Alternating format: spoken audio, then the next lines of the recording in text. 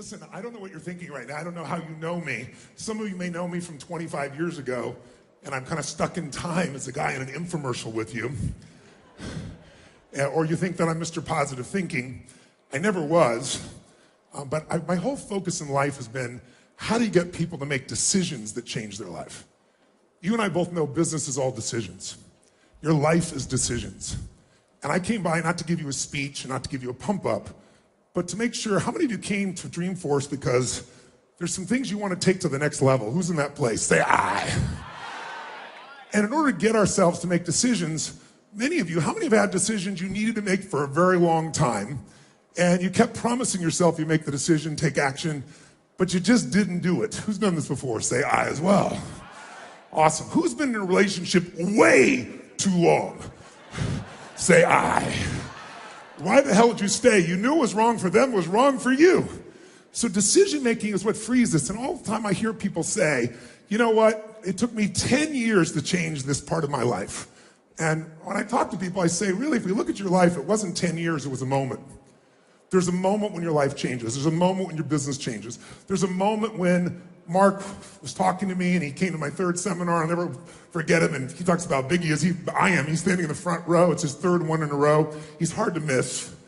And he comes up and he gets in my face. He goes, I want you to remember me. I've made a decision today. I'm working for this company called Oracle and I'm leaving. I'm going to start this new company called Salesforce.com. You kicked me over the edge, third time through. And he said, we're going to do $100 million a year, and we're going to change business around the world. Next year, they're going to hit 10 billion, which he and I talked about in Fiji about 4 years ago. Decisions are what created this juggernaut that we see and that we all love, this community called Salesforce. And this environment is so unique. And I came by today to see if you might want to make a couple of decisions. Who'd be up for something like that? Say aye. Now, whether we make a decision or not has a lot to do with not just our intelligence, because I love coming here. People ask me, what is Dreamforce, this thing you're going to again? And I say, it's kind of like Coachella for geeks and techs. And I said, but I've been here as a keynote 3 out of the last 4 years, so what does that say about me, right? What I love about this environment is it's wickedly smart. You got some of the smartest people, and you got people that are really, truly socially conscious. But how many of you are very smart and sometimes don't make smart decisions? Say aye. And so one of the things I'd like to do here is cover 2 things, 2 areas. We'll talk about business here, and we'll cover some fundamentals here that I think if we put focus into them, they can guide better decisions, and they can make a difference in your career, whether you're in the company, if you're a small business, they can help you take yourself to the next level.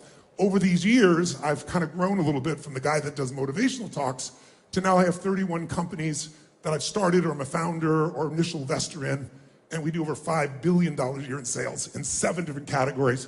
We've got 1,000 employees around the world. And it's just, it's grown so much. And I've learned so much. And I've had the opportunity of going on this ride with Mark here for 17 years. So I've learned a few things in that area. So I'd like to share them with you. But the second area I'd like to talk about is your own personal life. How many of you got some areas in your own personal life that you'd like to massively take to another level, improve, transform? Say aye. Good. So I'm curious. Why are you here? Ma'am, why did you come to Dreamforce? Put you right on the spot. Can we give her a microphone? Give her a hand, please. She's got a microphone.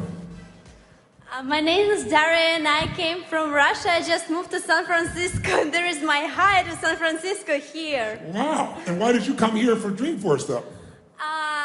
Because my husband runs Digital Genius company and I'm interning in this company right now and trying to emerge in all this community.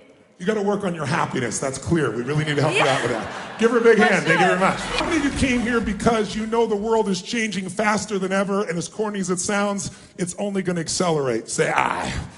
How many understand that this is the way to get your edge? Whether you're a small business, medium-sized business, you're a giant enterprise, and you come here to figure out the technology that you think is going to lead you. I'm curious. How many are here for those reasons?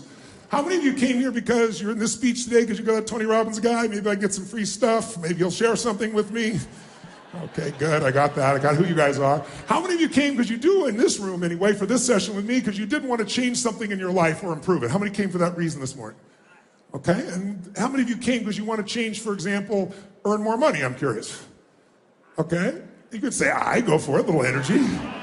And how many of you came here because you want to change something like a relationship or increase your energy physically? I'm curious. Let me see your hands. How many of you have no idea why you're here? It was just on the docket, so you showed up? Let me see your hands.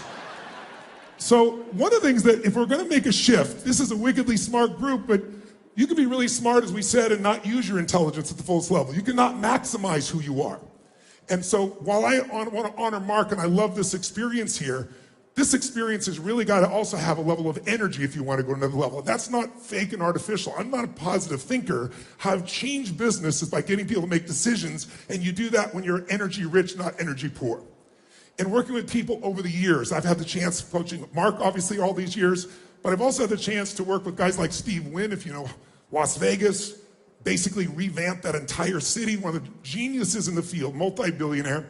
I've had the chance to work over that time with Peter Guber. Many of you know he owns the LA Dodgers, 52 Academy Award nominations. He's also in a position where he owns the Warriors and has built that organization, that you remember where it used to be and where it is today. And as I look at these people, I find what they have in common are two things. Number one, above anything else, Richard Branson would be another one, hunger. Hunger, I believe, is even more important than intelligence. Intelligence is so important, but there are a lot of very intelligent people that never maximize their capability. How many know somebody very smart that can't fight their way out of a paper bag? Say aye. So intelligence is so valuable, but hunger is even more. And if you've come to a program like this, I know the hunger's there. But the second thing it requires is a massive amount of energy. Because what I've found in life is many times people have the ability to do things, they know what to do, they just don't do it. And a big part of that is energy. So when I was back there feeling the energy, we got the music, it's so quiet in here. You're being quiet right now. Most of you are doing what you've done most of your life when you went to an education environment. And what is that? You're now learning the way you did when you went to a 20th century school. In a 20th century school, what do we learn? The bell rings, and what are you supposed to do? Immediately report to your what? Position. And when you get to that position, you're supposed to sit down and start a conversation with the people around you. Is that right? You're supposed to initiate. Is that right? No. When you went to 20th century school, you were taught, sit down, be quiet, be passive, wait till someone tells you what to do. Today, if you wait for someone to tell you what to do, if you don't talk to your neighbor, you're out of business. Who's with me here? Say aye. So I'd like to change this, because how many of you in this room have ever gone to an environment where you learned something that you thought was really, truly valuable? No one sold you on it. You personally thought, this is really something that could change my business, change my life. You were excited about it. But when you went home, you literally never applied a bit of what you've learned. Who's ever done this before? Raise your hand, say aye. Oh, come on. If you're not raising your hand, you lie about other shit too. Raise your hand, say aye. Who's done this more than once in your life? Say aye. Who still feels intelligent? Say aye. So we're all smart people. Why would smart people learn something, get an environment like this, and then not maximize it?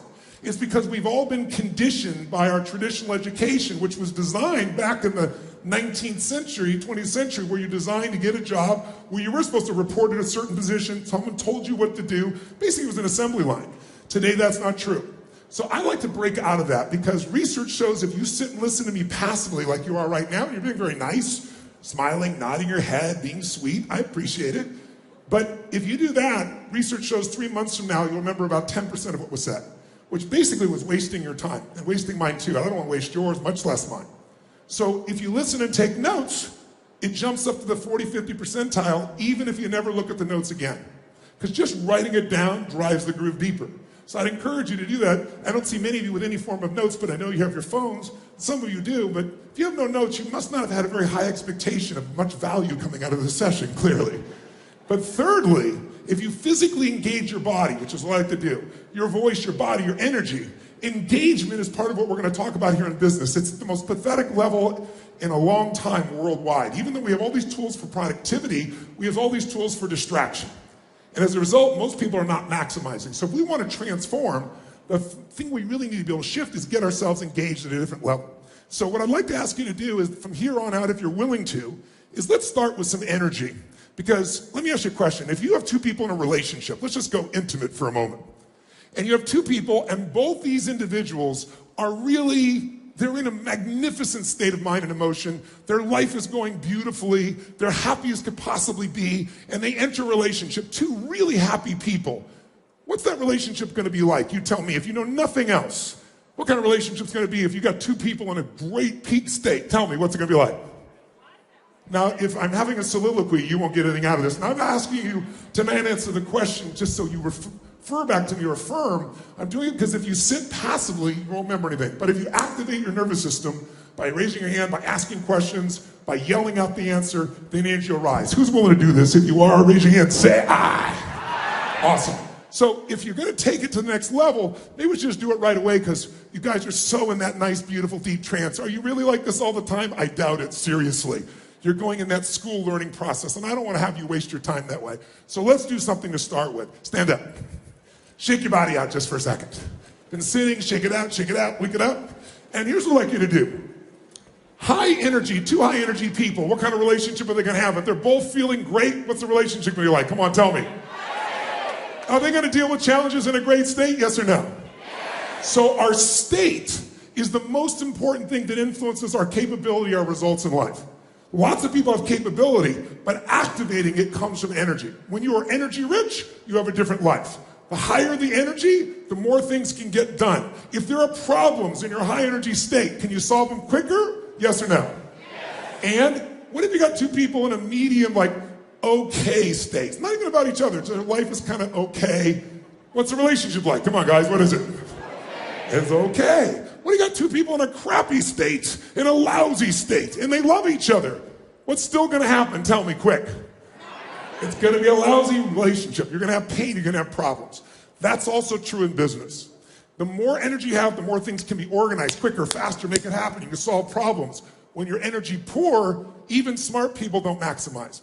And the problem is in our culture today, because of technology, technology is starting to condition us instead of us just condition the technology. Today, we sit so passively. If you walk into most businesses today, everybody's in a deep trance, and you can see it because there's very few rooms that I walked in that are as dead as this one was when we started here. And yet, I know you're not dead. You're the peak of performers in the world, but we're internal when I say that. And there's nothing wrong with being internal, but there are times we got to be externalized to make it work. Who's with me on this? Say aye. And so what I'd like to do is let's see if we can do something a little different, because what we don't want to leave here with is have you come here, listen, hear those interesting thoughts and go on. We want to go home and make the shifts in our lives. Who's up for it? Say aye. Aye. So to do that, we're going to do some unconventional things to get things moving in here so we have a different level of energy. So I'd like you to find somebody nearby right now, point at them and go, I own you. No, say it like you mean it. I own you. No, say it with more intensity. I own you. No, I own you. Now, when you say I own you, what you're really saying in that moment is, I am challenging you, you low energy person. And what we're going to do is, where does energy come from, ladies and gentlemen? Someone tell me, where does energy come from? Food. Does energy come from food? How many of you remember last Thanksgiving, where you were last Thanksgiving?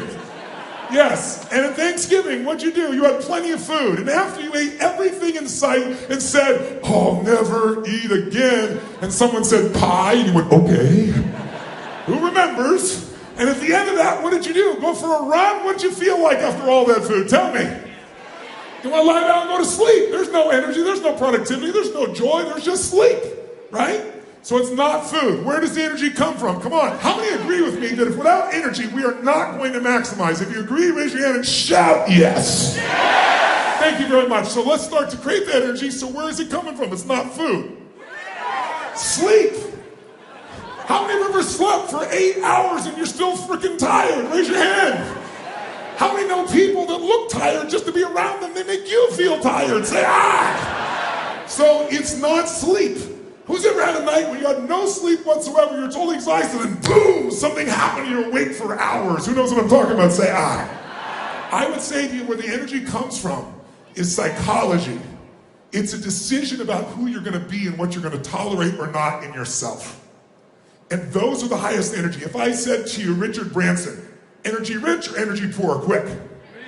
Okay, Mark Benioff, energy rich or energy poor?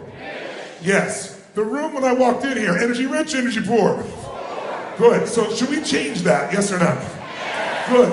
Then when I say point somebody and say, playfully, you tell them, I own you, what you're really doing is challenging them. And I want to see if you can do something fun. I do this with the best athletes in the world, presidents, you name it. Sounds crazy. But what we want to do is we found that you can change your energy just by changing the way you move for a few moments, if you decide to. Energy equals emotion. Emotion is energy in motion. And so if you try to get yourself pumped up in your head, you go in circles. And we're not looking for pump up, we're looking for fuel. Fuel that will move things. How many of you can tell me where you were the moment you heard the news about 9/11 way back when? How many remember where you were anywhere in the world? There's all kinds of countries here. Could you see it? Can you know exactly where? What if I said, where were you on 8/11? Nobody has a clue. Why? Information without emotion is barely retained. Information with emotion can get you to take action, get you move. The reason people traditionally don't act on what they've learned is they sit in a passive state, like we've all been trained to do. That's why before I talk about anything, I want to shift this with you if you're willing to. Who's up for it? Awesome. Then be a little playful. We're going to do it again when I say, oh, and you get really crazy. And then what we're going to do is you're going to outdo their energy for just 30 seconds. You're going to jump, celebrate like a little kid, like the most energy you have, trying to outdo their energy for 30 seconds. All right? Look at somebody, point and go, I own you. No, I own you. No, I own you. I can't.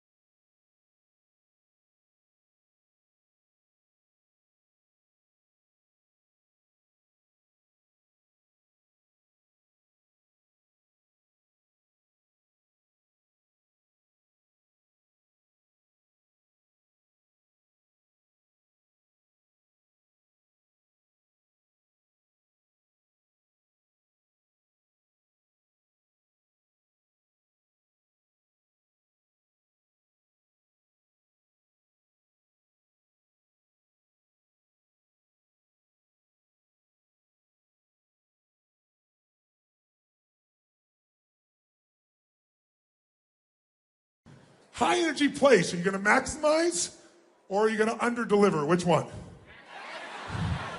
Is energy a habit? Yes. I want to make sure we maximize that habit. So maybe, since the energy's been lower, we should try something.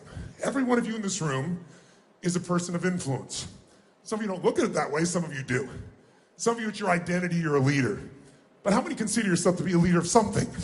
Let me see your hands. Awesome. What does a leader do? What makes you a leader? What's your job? No, not motivate. You got great people, you need to motivate them. I'm not here to motivate you. You don't need motivation. A leader gets results. And how do they do it? They maximize resources. And the greatest leaders in the world have always found a way to maximize better than anyone else. And in order to maximize resources, one of those steps is intelligence. One is that is hunger. See, Mark is about as hungry today as when I got to know him 17 years ago. We've known each other 27 years. But 17 years ago, we really started working together, personally. And if I look at Richard Branson, he's as hungry today as when he was 16 years old, working in a crypt, coming up with this idea called Virgin. Hunger is incredible. Energy is incredible. But we also have to ask the question, what makes people fail? Who here in this room has ever failed to achieve what you really want in life? A goal, a dream, a desire. Raise your hand, say I. Again, if you don't raise your hand, you lie about other shit too, don't you? Come on. We've all failed. So when you failed, tell me why you failed. No one wants to talk about failure, do they? Everybody loves talking about success. But let's be honest. When you fail to achieve your goal, why? Or if it wasn't you, how many have had other people fail you? Let me see your hands. Say I. So now we got all the victims. Perfect. So here's my question. When you failed to achieve your goal, why did you fail? Tell me. What's that? You quit too soon. Very nice. That's an honest answer. Give me a hand. That's great. Give me a hand for that, please. Come on. Someone else. Why'd you fail? Didn't take action. Got distracted. Fear. Come on. What else? Didn't have the right people. People said didn't have the right leader, sir. Right? Come on, what else? Didn't have the money, didn't have the capital. Didn't have the technology.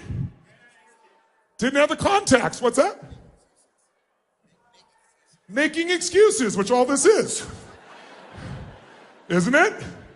By the way, I've done this. Who's done this? Who's made excuses like this to yourself? Let me see your hands.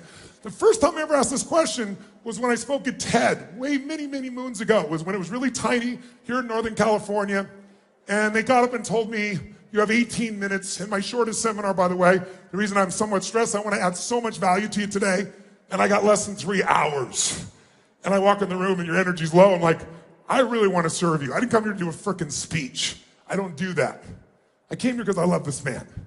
I came here because this community is going to create 1.9 million jobs in the next 4 years. Pretty amazing. We're living in a time that's crazy, isn't it? Living in a time where we are, in America, we're the economy everybody looks at. Our feeble economy is what people are looking at and wanting. That's how bad it is in the world. We're living in a time where people don't know what to think next. Where the economy around the world has been inflated, not with dollars or money. We don't even print it anymore. We couldn't afford to. We put ones and zeros in computers. We're living in a time, for the first time in 5,000 years of banking, where a banker now says to you in most parts of the world, here's what I'll do. Give me your money and I'll charge you and take your money. Negative interest rates. How do you explain that? Who's dumb enough to do that? Toyota is offering you bonds right now. Do you know what they're offering for their bonds? 0.001. It'll take you 69,000 years to double your money one time. That's the world we're in today. We're in a place of such uncertainty, and I'm here because there are tools that Mark and I have used over the years, and all the people I know that change their lives and their businesses. I'm also here because this is a community that I know is socially conscious, because I know what the values are of this man, and they're mine as well. I'll give you an example.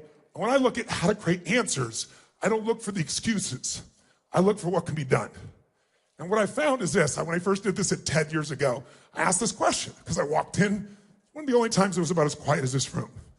And I asked people, and the room in those days was very small. It was the heads of Google, the guys from Yahoo, Steve Jobs was in the room, pretty great group. In fact, it was the day that they came out with a technology that made this happen.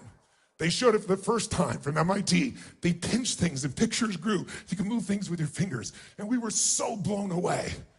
And Microsoft went in and bought the entire thing that was demonstrated. It was a tabletop with pictures.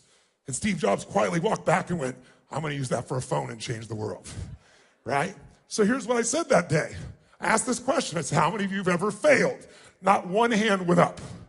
I said, I know you're out there. I can hear you breathing. And I said, how many of you failed? And now everybody raised their hand. And I said, when you failed, why'd you fail? And I heard some of the same things I heard here. What were the things people said? Didn't have enough time. Didn't have enough capital. Didn't have the right technology. Didn't have the right contacts. Right? Didn't have the right people. Didn't have all these things. And in the voice in the darkness, because it's a very dark room, I heard this voice say, didn't have enough Supreme Court justices. And I looked out and it was Al Gore. Vice President Al Gore there. And everybody started clapping, right, like crazy. And I looked at him and I said, that's one way to explain why you didn't become president of the United States. But I said, it's not an accurate one. I said, of course, easy for me to say, I never ran for president. But let's see if I'm true or not. When you told me all the reasons why you failed, you told me resources you were lacking. Courage is a resource, right? Time is a resource. Money is a resource. People are a resource. Technology is a resource. But here's the challenge. Resources are never the real problem. We all know it if we look around. Think about it. You can get the resources if you're resourceful enough. Resources are not the challenge, it's resourcefulness. So what is it we're really missing? It's some form of human emotion that we have learned to value less and less in a technologically driven society. See, if you're creative enough, can you get the answer, yes or no? Yes or no? And creativity is a resource. If you're committed enough, can you get the capital, yes or no? If you care deeply enough for other people, will you get people to help you, yes or no? Are the answers there if you're resourceful enough, yes or no?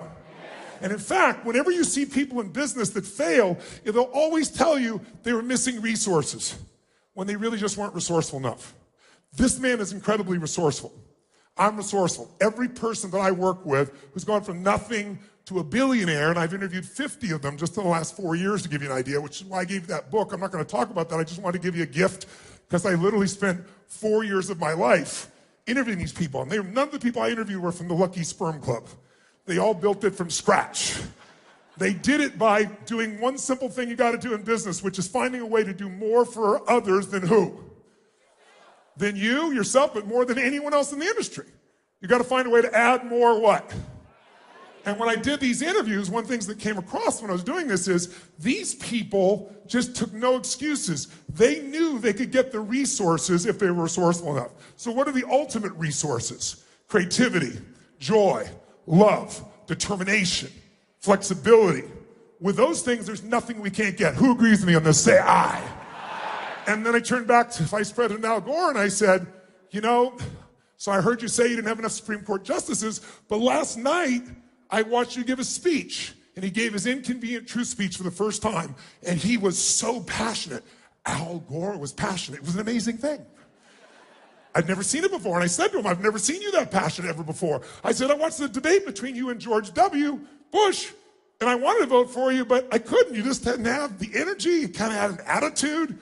I said, you were not resourceful. I said, it never should have come down to justices having to make that decision. It's because you were not resourceful enough. And there's this pause in the room, and all of a sudden everybody stood up in Democratic Northern California and started clapping like crazy. And Al stood up and came by and gave me a little high five, a little hug. And afterwards they said, get him run for president again. I said, no. But the point is, it's resources. And if you're resourceful enough, you can do it. So when I was writing this book, I decided to get a little resourceful myself, and I thought, gosh, I grew up dirt poor, no money for food. And somebody fed my family when I was 11 years old. And they came to the door literally on Thanksgiving and knock on the door, and here is this tall guy standing there with bags of food in a pan on the floor on the ground with an uncooked turkey. And I'll never forget, he said, is your father home? And I said, just one moment. And I ran to get my dad thinking he'd be so excited, and unfortunately he was not. He was annoyed even though we didn't have any food. And the man said, sir, this is a gift from you. Someone knows you're having a tough time. They want you to have a beautiful Thanksgiving.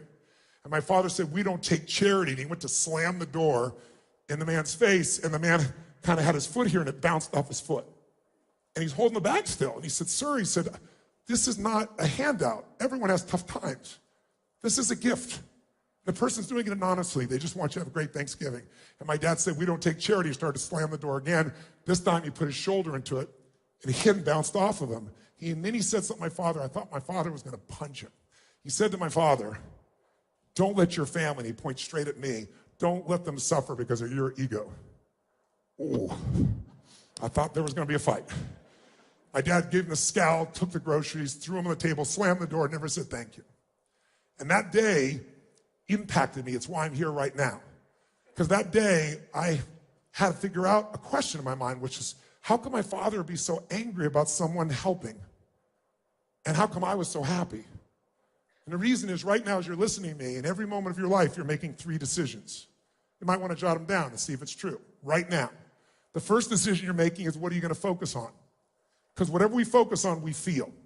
And most of us let the world control our focus. People say we're in the information age. We're not in the information age. The information age died a long time ago. We're drowning in information. We're starving for wisdom, aren't we? And so the bottom line is, you look around and I see my father, and what did he focus on? He focused on the fact that he had not provided food for his family. How would that make you feel if you knew you had failed at that level? You can get, he was beating himself up. I focused on the fact there was food. What a concept. I was so excited. He focused on he had not provided it. The second question we ask every moment of our life is, what does this mean? Is this the end or the beginning? Is this person dissing you? Is this person attacking you? Is this person challenging you? Is this person loving you? Is this person coaching you? Whichever meaning you make is going to determine your emotion. Am I here to pump you up and motivate you? Am I here to serve you? Am I here to offer you some pieces you can make some decisions from that could be life-changing if you want them to? You get to decide. But whatever you decide is going to be your experience today and every day of your life. And most of us don't make these decisions consciously. We've got a conditioned response based on our past. So for most of us, the future is pretty much going to be like our past. We might make more money, we might do better in business, but we run into the same problems over and over again. How many can relate in some way inside here? Raise your hand if you can. Say I. My dad said the question, what does this mean? I know what it meant to him because he said it out loud over and over again to all of us. I knew he focused didn't have the food, he didn't provide it because he said, I failed my family, I am a failure. There's no food for my family, there couldn't be a bigger failure. And the bottom line is, out of that experience, he made the third decision, what I'm going to do. And what he decided to do was leave our family shortly thereafter, which at the time was the most painful experience I thought of my life. But it turned out, your worst experience of life can become your best if you decide to use it. And for me, I said, my God, there's food. But the big thing that changed my life was the meaning. And the meaning was, strangers care. That's the meaning I pulled out of it. My father always said, no one gives a damn about anybody else. And I had plenty of evidence in the way we lived our life and the people around us. There wasn't anybody coming to help before that, ever. And we were always in a challenged place. When I started believing strangers care, it changed my whole life. One belief can change your life. Today, you can make one decision in the next little time we're together and literally change your life without hyperbole, without BS, without exaggeration, not positive thinking, because our beliefs create and our beliefs destroy our lives. And we have to become conscious as which ones are empowering us, so we use them more, which ones are pulling. And most of us are going so fast, responding to our world, that we don't actually stop and really check in and feel what's really going on. So my third one is, what am I going to do? I decided someday I'm going to give back. I'm going to do this for other people because this changed my life. And so I have. I started when I was 17. I decided to feed 2 families. And I didn't have any money, but I was committed. I went to the grocery store and I got 2 baskets and I thought I'm going to feed 2 families for 3 days. I'm going to make this incredible Thanksgiving for them. I know what it meant to me. It's going to mean that to them. And I went to the store manager since I had much money and I said, here's what I'm doing. I'm going to feed 2 families. Help me out. Give me a discount. And he gave me 10% off. And I thought, cheap bastard. But I took the 10%. And it was the best shopping spree I'd ever gone on in my life. And I'll never forget, I called a local church I was connected to, and I said, who do you know that needs help but won't ask for it? Because that was us. And they gave me the names of 2 families. And I'll never forget, I went to the first family, and it shaped everything in my life. Because I borrowed an old van from a friend of mine. I didn't know how to drive a stick shift, so that was a very interesting drive. And I went and took the groceries, and I pulled up to the first house, and I wrote a note. And I'd done it before I got there, and I said, this is just a gift from a friend. Have a beautiful Thanksgiving, and just know that you're deeply loved. Everyone has tough times. And if you can, someday do well enough to do this for one other family and pay it forward. I put love a friend. I didn't say who I was. And they had someone else write it in Spanish in the back, just in case they didn't speak English, which was really helpful, because when I got there, they didn't speak English. And this woman about this tall opens the door, and she sees me holding these 2 things. I wore T-shirts and jeans, because I wasn't going to be the giver, because I remember that insulted my dad. So I just made sure that it was just I'm the delivery boy. And this woman screamed, and she grabbed my neck, and she pulled me down and started kissing the side of my face. And I was like, no, delivery man, delivery man. She goes, no. And I couldn't understand. And then she finally says, gift God. Gift from God. And so I started getting a little teared. I was like, no, delivery guy. And so I kind of motioned where I put these groceries, and I'll never forget. She motioned me in, and as she did, she had 4 children, and one hit one leg, one hit the other. They were starving for love and attention, and they were really starving for food too. And when they saw this, they were so excited, and it just lifted my soul. And so much so that then they followed me back out to get to the truck, to the van, and I got some more bags. When they saw the pumpkin pie, it was over. And the moment that is seared into my memory of my life, that changed my life, was seeing at the end, I didn't want to leave, but I had to. I go deliver the food. And then one little boy just would not let go of my leg, looking up to me. And it was just one of those surreal moments in your life, because I was that boy one day, not that long ago. And so I walked in there, and I tried to give him a hug and tried to excuse myself. I don't speak any Spanish. I felt embarrassed. I should have. But I turned to the woman, and she's crying like this, and smiling and crying. Quite a mixture of emotion. And I'm feeling myself trying not to cry. And then, all of a sudden I try to say, Happy Thanksgiving. And I didn't know, so I said, Feliz Navidad. I knew those 2 words, right?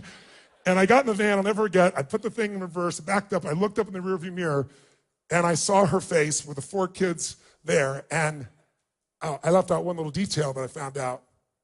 Her husband had left her a week before with kids with no money and no food.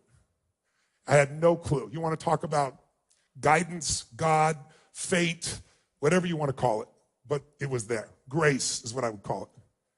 And I remember I just started bawling uncontrollably.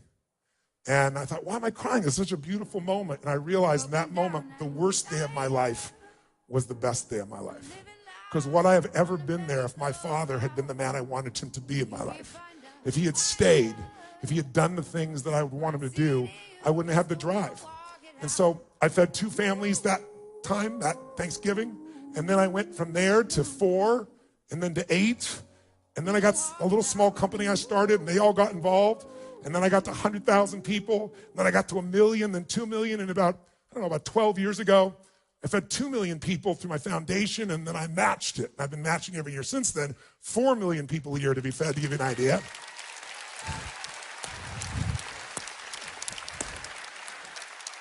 And then, when I read this, when I was writing this book, I got really resourceful. These guys are multi-billionaires. I'm moving in that direction, which is an incredible privilege. And I'm doing this good work, but I got to step up my game, because while we're watching these guys make billions, we're also in a world where the rich are getting richer and the poor are getting poorer. And it isn't right. And we all have something we can do about it. And people like you are the ones that will do that. If we succeed, we have more we can give. If that becomes our ethic, our way of being. And so the bottom line is, I thought, you know what? How many people have I fed in my lifetime? And at that point, I'd fed 42 million people in the course of my life. And I thought, what if I did that in 1 year? And I got resourceful. And I found out how to do 50 million people. And then I got more inspired, and I fed 100 million people last year. So the real reason I'm here is the other reason is I'd like to call to you to do so well that you can do well for others. And if you won't give a dime out of $1, I can promise you won't give 100 million out of $1 billion. This guy did it when he had nothing. I've done it when I had nothing. That's why I'm doing it now, doing well. That's really wonderful. And I was here in San Francisco, and I just happened to see somebody here. I was reading the newspaper, and I was here earlier this year. I was doing some business, and I saw that a group of nuns, a group of sisters from Notre Dame were getting kicked out. They're feeding the homeless, and they're about to become homeless. In one of the richest communities in the world here, San Francisco, the tech community, and I couldn't believe that no one was doing anything. So I went and met these sisters and said, let me negotiate with your landlord. I don't think he wants to be hated by all humans. And I met Kevin Fagan over here from San Francisco Chronicle, and I asked him, how do I get these nuns? He introduced me to them and sat down with them, and I went and negotiated with this man. Everything's negotiable. And there was great leverage. Do you want to die? You want everybody to hate you? And so I worked it out. So my intention was work it out, give him $50,000 so he wouldn't raise their rent, keep him in, and then I promised them I'd get him out within the year and help them find a new place. But I got so inspired, the nuns started looking for a place, and I was going to help them lease it. But they started looking to buy a place. It's like, how are you going to buy a place? You have no money. They said, well, you're praying to God that someone will show up and buy it for us. I'm thinking, shit. So I bought them a place. They have their own place. So I thought, shit, I don't even live in San Francisco. What am I doing it here? But if you're resourceful, you do what's right wherever you are. And then we got them a place, and then the people were fighting us on the soup kitchen. And then so I needed a new place for them to be. So Mark's never acknowledged it, but I have to acknowledge. I called my buddy. I said, Mark, I bought the soup kitchen. How about you buy him a condominium? And Mark did. He bought the place that they all live. Have a hand for Mark Benioff over here. Pretty amazing here, right? So before I go any further, if you find real value by the time I'm done here, and I believe you will, significant value since you came here and paid something, I'm sure, I'd like to invite you to match me in helping either these local sisters or Feeding America. And I will match whatever you give, $10, $10,000, up to $5 million, I'll personally match. This room is filled with some players. If you're at that level, I'll do it. If you want to get resourceful and give in $10, or resourceful and give 10,000, or resourceful and give 5 million, I'll match you. Or if you just want to help these nuns out, I want to point it out. I bring this up really simply because whether it's becoming president of the United States, or feeding your family, or feeding the world, or changing your business, it comes down to resourcefulness. They asked Sam Walton in 1974, had 78 stores. And if you read the Wall Street Journal, And if you read a bunch of the reviews done by the financial community, they all said in that year, sell. Does anybody know why they said sell? Sell Walmart in 1974. 78 stores. Why were they going to sell them? Because they said he's out of what? The R word. What is it? What? Resources. He has no more resources. He has no more cash. He has no more capability. And plus, who else is going to want to buy this cheap shit except this crappy little parts of the South? No one's going to want this anywhere else. And at that time, who were the biggest retailers in the world? Remember? Sears and Kmart. What happened to Kmart? Bankrupt. Look at this number of stores. 1,851. The combined market value of Sears and Kmart was 65 times Walmart. Where's Walmart today, ladies and gentlemen? How many stores? Throw it up there. It's the dominant player on the face of the earth. Today, you got 11,000 stores and $500 billion in sales. $1,000 investment back then, if you didn't listen to these people and you never put another dime in, it would be worth $25 million today. Because people underestimated his resourcefulness. Business is resourcefulness. Your career is resourcefulness. You want to move up? Get resourceful. And the only way we're going to do that, number one, it isn't enough to be intelligent. I know you're smart as hell. But sometimes being so smart puts an ego on us and makes us not maximize our resources. Who's with me on this? Raise your hand. Say, I. And I'm here one to say, listen, if you lose your hunger, if you're willing to settle for less than you can be or do or create or share, then you're selling yourself short and you're going to make your life have not the juice it deserves. Who's with me here? Say, I. So if we want to know what it takes to succeed, you already have it. Every one of you is resourceful. But if we want to take it to another level, what's the level we want to get resourceful at? Let's talk business first, then your personal life, okay? Is that fair? Are you still with me? Great. By the way, if you think about this, if you want to know what it takes to succeed in business, if you own your own business, how many are small business here where there's an owner in the room? Raise your hand if you're an owner of a business. Awesome. How many have kind of a medium-sized business here? How many are enterprise size? Let me see a shout out. Enterprise size businesses. How many have no idea what size your business is or you're too tired to raise your freaking hand? Thank you very much. So whatever your business size or capacity is, if we want to know what it takes to grow a business, all you got to look is the most successful businesses, or you could go back to Peter Drucker. Peter Drucker said it 30 years ago. He said all business is two functions, innovation and marketing. Innovation and marketing employs everyone else. You can't have accounting without a company that isn't constantly innovating and marketing. So let's write down what those are, because it's also true in your career. If you want to move up within a company or grow your company, you've got to innovate and market. What is innovation? It means finding a way to do more for others than whom? Anyone else. If you become the dominant force to do more for others than anyone else, it's probably you begin to realize business is a spiritual game. Because what does every religion in the world talk about? Every great philosophy of meditation talk about? Treat thy neighbor like thy, love thy neighbor like thy, and yet how many people really do it? If you're innovating, you're looking for new ways to make life better. And the way to do that, if you want to jot down one thought that'll change the game that most high-intention quality business owners fail to do at small businesses and medium, and certainly at enterprise, is they forget. They start falling in love with their products and services. That is death in the world of constant change. You have to fall in love with your clients. This guy over here, and I'm blowing smoke, it may sound like to you, but I love Mark. I love him dearly. I've known him all these years. And you must have great respect for him or you wouldn't be in this room. We've all benefited from what he's created, that vision made from decisions.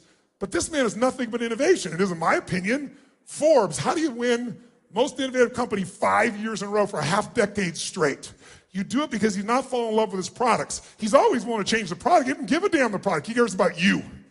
He's thinking constantly about how can I make life better for you. He just got traveling before he got here to 8 different cities. He works around the clock. He's so excited he's going to do another 8 cities right afterwards because he wants to know, what do you want? This entire company that dominates its industry is driven by that concept of innovation. You don't fall in love. And don't fall in love with your job. Fall in love with somebody you want to serve within that company, those clients. Because if you do that, you'll move up within the company as well. If there's no limit to what you can do if you add more what? Add more what? Come on, guys, add more what?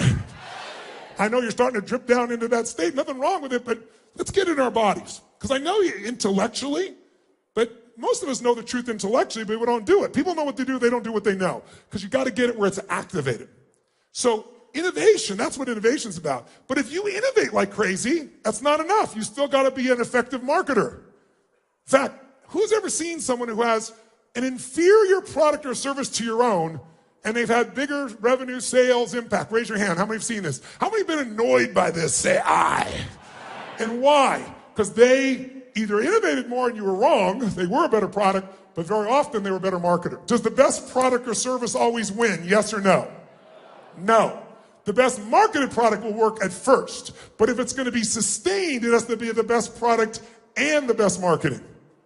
Companies like Apple, companies like Google, companies like the company you're in right now, Salesforce, these are the companies that do both innovation and marketing. And if you're an employee of someone and you're saying, what's my ticket to make my life the way I want it? It's innovation and marketing within you.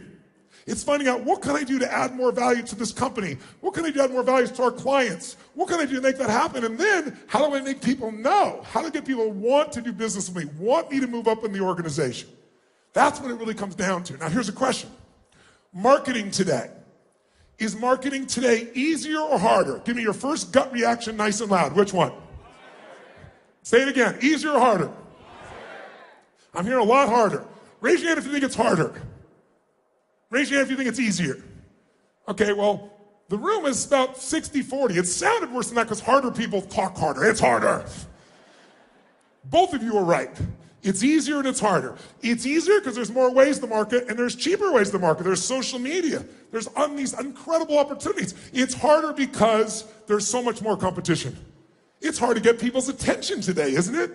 Right? Everyone is trying to get attention. Where is advertising today? Tell me, where is it? Everywhere. It's on bananas. It's on people's t-shirts. It's on their ass. It's crazy.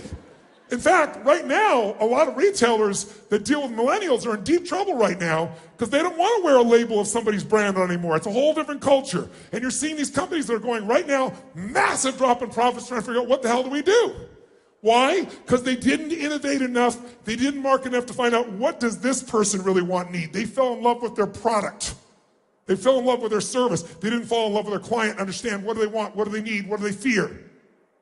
And by the way, that's true whether you're the business or whether you work in a business. That's number one job for all of us. That's what makes the economy go. Who's with me here? Say I.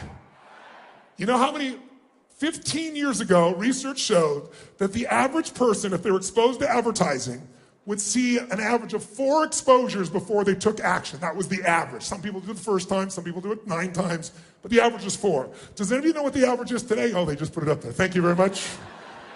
That was very helpful. 16. So those that said harder, you're right. It's harder because it takes so much more, but that also is precluding that your message isn't very engaging. If it's engaging enough, you can get them in the first time. Now, how do you do that today? Well, if you're a small business, you go, how do I compete? We've seen all these companies disappear, right? There used to be these small bookstores, and then who came along? Barnes and Noble. And they thought they owned everything. And then who came along? Amazon. And guess what? That's the game. Who did you used to search with years ago before Google? What company? I can't even hear you. Right? Yahoo, right? But no one searches Yahoo now, right? They got displaced. That displacement came from innovation and marketing. Raise your hand if you follow here. Say, I. So if you and I are going to break through it, if you're a small business, I'm sure you're freaked out about it. If you're a business, you think, I'm just going to spend more money. Today, spending more money isn't enough. Today, people want something that's authentic and real. Who's with me on this? Say, I. And without that, you really can't even get their attention. The old ways don't work. How many of you don't even see banner ads anymore? They're like invisible to you when you're on the web. Raise your hand and say, I, if that's true. Do me a favor. Raise your hand if you literally don't see the banner ads. Raise your hand. I want you to look around the room and look at the percentage that don't even see it. So, lesson 1, no banner ads. What you have to do today is find a way to add more value even in your marketing. Where your marketing is providing value, where you're providing information, insights, where you become a trusted resource. This organization is a great marketing organization, and the way they market is they don't just send you a bunch of stuff and say, buy it. They put on conventions like this and say, let's bring the very best that exists. Let's bring whoever we can. Let's do whatever we can to make sure these customers' lives are better.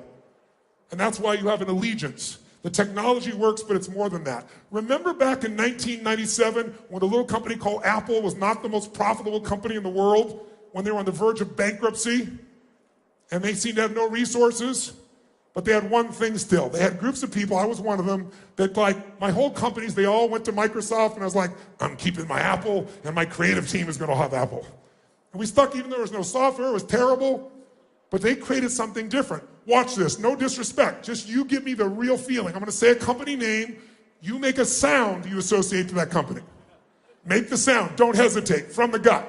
Microsoft. Microsoft. Apple. Apple. That's the difference. There's billions and billions of dollar difference in those little emotional differences that you can hear in a voice. Think about the difference in what's there. So having the ability to create a raving fan client, not a satisfied customer. Satisfied customers go away. Raving fans stay. And so the component that I want you to look at, though, is what will really create that. Now, big companies will try and do still major advertising. In fact, I got a phone call a couple of years ago, right before the Super Bowl, and it was a group from Nike, and they said, we want to do a commercial, and we'd like you to star in this commercial. And I said, listen, I'm the wrong guy. I love your product. And I said, for years I did frickin' infomercials. I didn't want to do infomercials, just no way to get my message out. So then you're in between spray on hair and fake diamonds and stuff. And I said, I hated it, but it got me the President of the United States as a client. It got me Serena Williams as a client. It got me Hugh Jackman as a client. It got me Steve Wynn as a client because people got exposed to my actual products that they bought, and it made a difference in their life.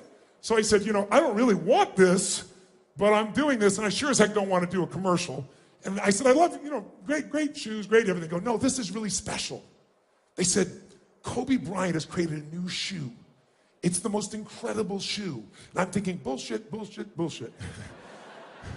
Right? What's the difference between Nike and Adidas? Marketing. Isn't it true? What is really the difference in those shoes? Nothing. You just have to learn to brand, just do it, or you learn to brand, I don't even know Adidas. That ought to show you why Nike's doing better, right, for some people, right? It's no difference. But they said, listen, hear us out. We're going to do a commercial. You're going to love this. Because the commercial is going to be where Kobe's going to pretend to be you. And then he's going to be coaching the most successful people in the world. And he said, you'll be one of them. You'll be sitting there. But we're going to also have, we'll have Serena Williams there. And we're going to have Kanye West. And we're going to have Richard Branson. I said, Richard's one of my friends. I said, Serena's one of my friends and clients. I know Kanye. If I call them now, they're going to tell me you're going to be in the commercial. And they said, if you are, they will. So I called Richard. We're supposed to have a meeting like 2 weeks there in London. I said, are you really going to come film this? He goes, if you are. I go, great. We have a meeting in LA. I'm in for it. Right? So we do this little commercial. What the hell is that? And that made them sell a lot of shoes in their mind because all they understood is something that makes no sense. Did anybody see anything about shoes that made any sense in this? No, because the marketing was, can you imagine how much it cost to put all those people in a room and do this little endorsement? That was a huge sum of money. Those are some of the biggest players on earth. And they got the return because people don't buy products. They buy emotions. They buy identities. If you buy a Volkswagen, you're buying a different identity than if you're buying a Ferrari. And people buy Volkswagens think people buy Ferraris are absolutely stupid. And people buy Ferraris think people buy Volkswagen go, what's wrong with them? Because we all identify things, and branding is that identity. So today, though, you can do this with almost no money. You're a small business or even a big business. It's about using your brain to brand differently. There's some of you remember the Chilean miners. Do you remember the Chilean miners that were stuck underground for, 70 days, whatever it was? How many remember that story? You should, because it was all over the world. And when they were about to get out, somebody really smart figured something out. We don't have to spend that kind of money. We can get a bigger impact than that right away if we're just a little bit creative, if we're a little resourceful, remember? And so a little company called Oakley said, what's going to happen when those people come out and they've been underground for 2.5 months? They're going to be blinded by the light. So they flew one of their guys with 32 pairs of glasses, which cost them about $2,000, and that's probably whatever, not even $2,000. And they got $500 million of advertising. That picture was on every major newspaper, every TV pieces around the world. That's the difference between being resourceful as a marketer or just going and spend a ton of money and hoping you can still be part of that old order. How many follow? Say I. Now, you might say, but Tony, our company, we sell data, or we sell something else. We don't sell something emotional. People don't buy for emotion. You're wrong. They still buy an identity. Right? Not bad. You know, Harry Potter, they're opening a brand new Harry Potter that they're going to do down at Universal Studios. And people have been waiting for years. And of course, Universal had a budget. I apologize, I don't remember the number, but it was a gigantic marketing budget. But fortunately, the person running marketing was much more resourceful. So you know what she did? She decided she was going to spend not $1 on advertising, not a penny. She wasn't going to make even a commercial to go on the web. She called the 12 largest bloggers in the world who are experts and followed on Harry Potter. She said at midnight, send them a special invitation. There's only 12 of you. If you're late by 1 second, you're off the call. We're going to give you a special insight to what's coming.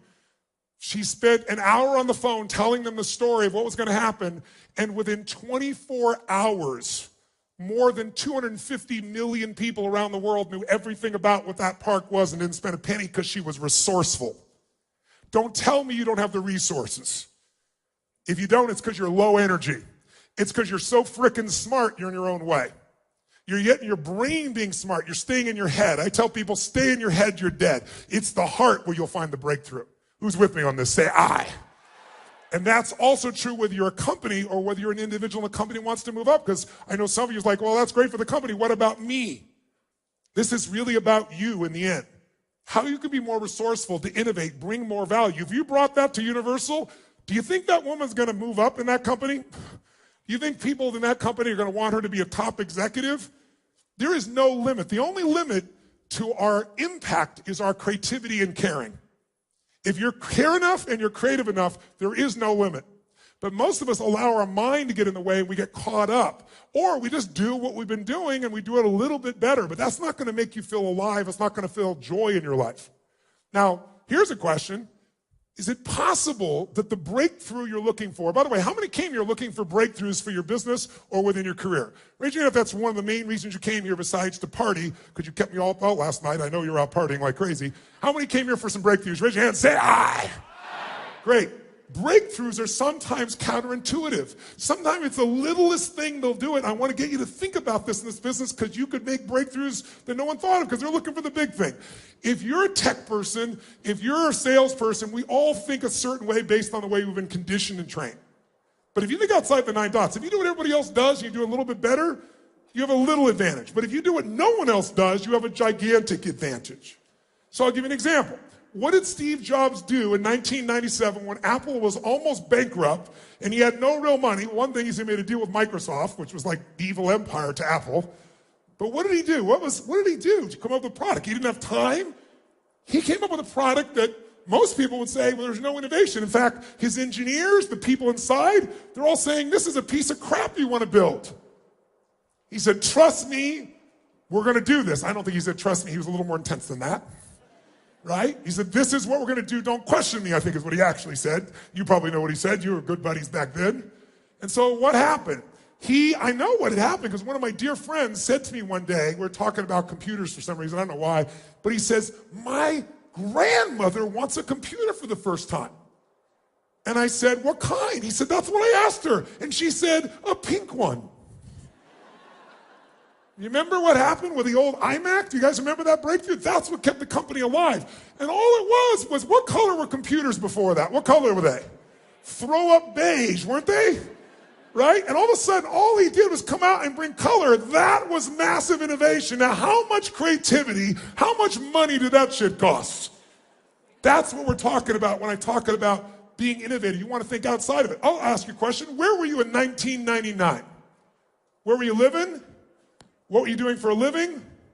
Were you partying like it was 1999? Who remembers where you were in 1999? Okay, now that you're there, stay there for a moment. 1999, answer this question for me. If in 1999, what was the dominant computer company in the world? Who was it? Quick. Microsoft controlled what? 98% of all computers through their software. 98%, that's a fairly large market share, right?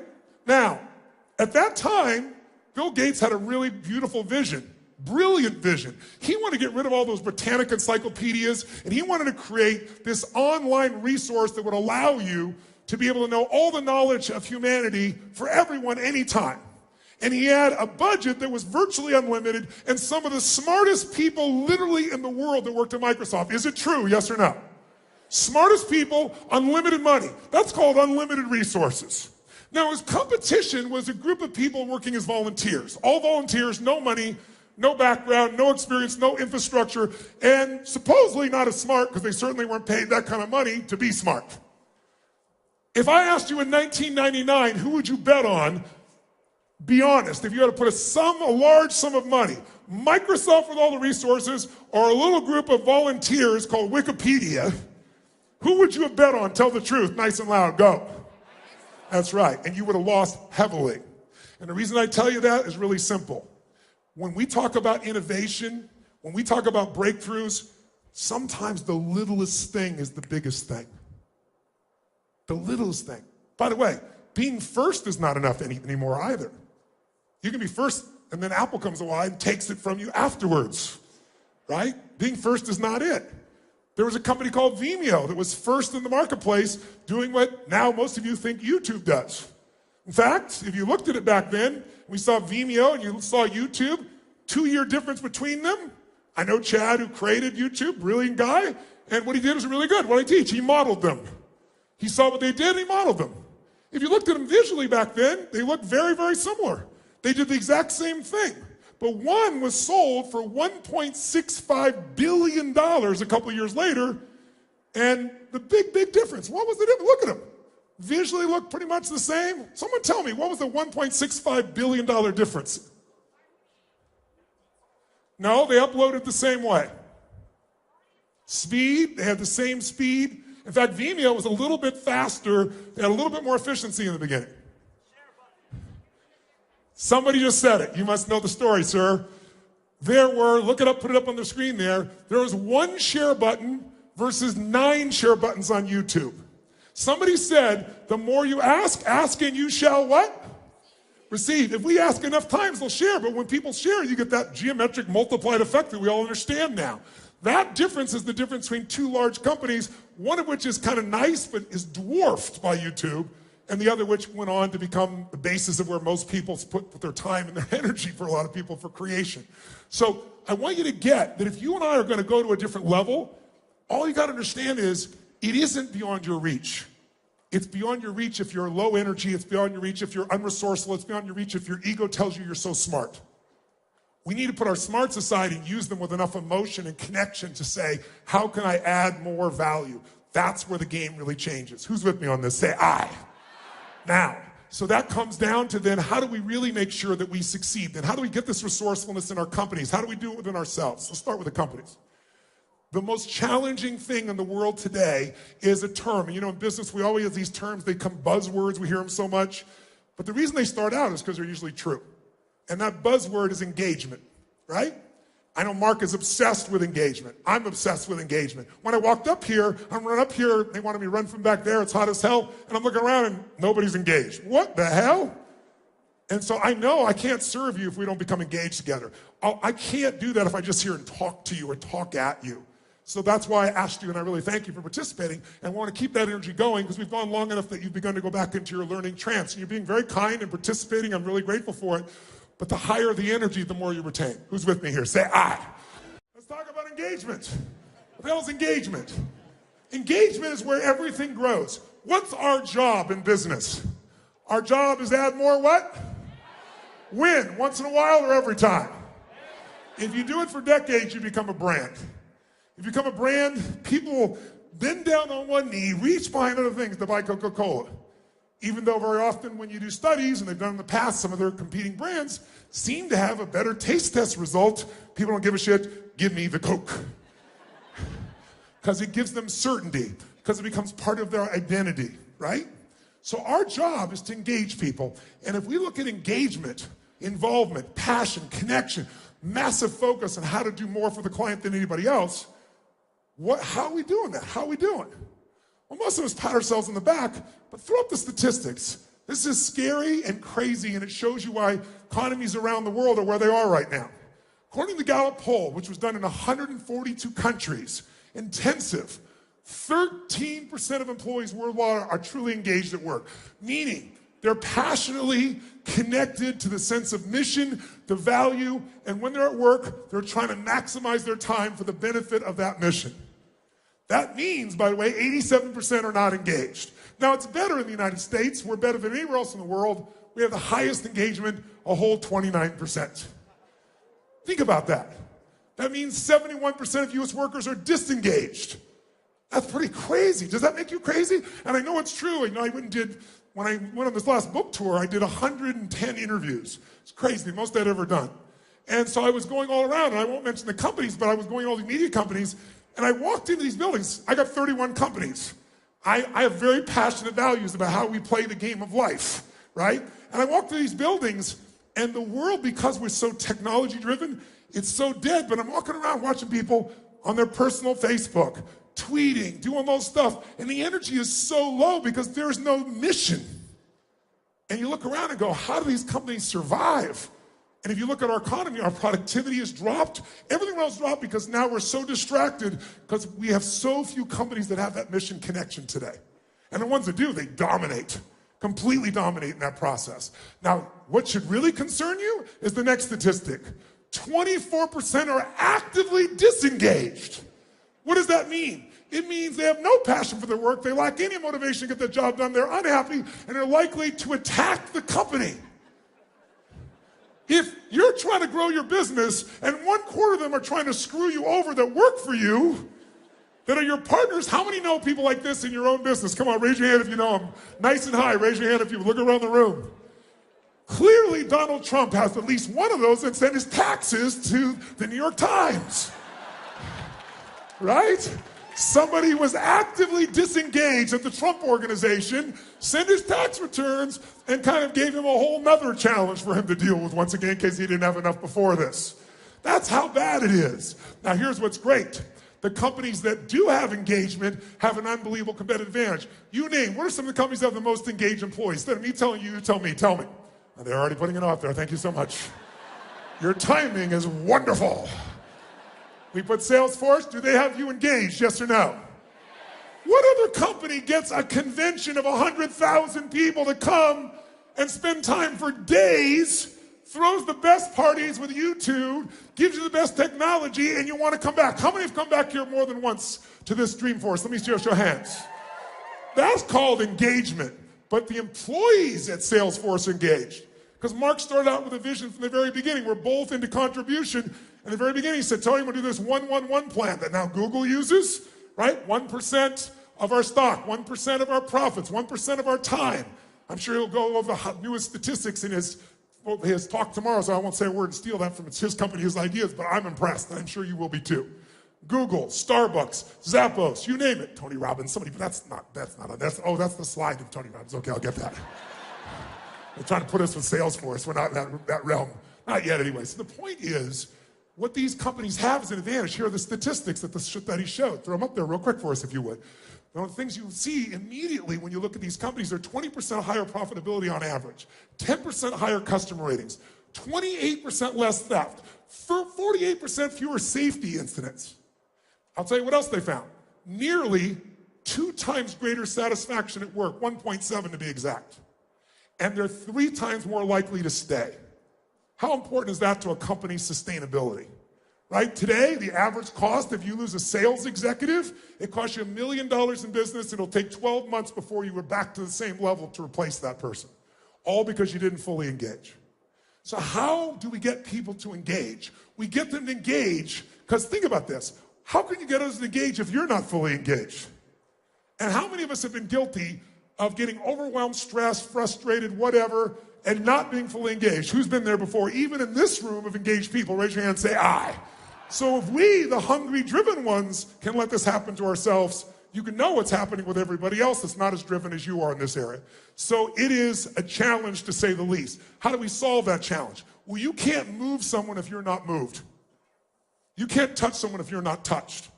And that's why what we're here to do today, what I'm going to talk about in a few moments, may be the most important thing of all. And that is making sure that you are fully engaged in a way that produces the maximum results that you want. So rather than me tell you, if I tell you to be me telling you, here's what I want you to do. Stand up just for a second, real fast. Stand up. Shake your body out. Shake it out just for a second. Shake it out. Shake it out. And put yourself in a group of 3 people as fast as you can. If you got a notebook with you, you're welcome to do it, but go grab 3 people real fast. And one of you grab a notebook or a phone or an iPad or something, And what I like to do, all three of you raise your right index finger towards the ceiling in your group. All three of you. Okay? Point to the leader of your group now.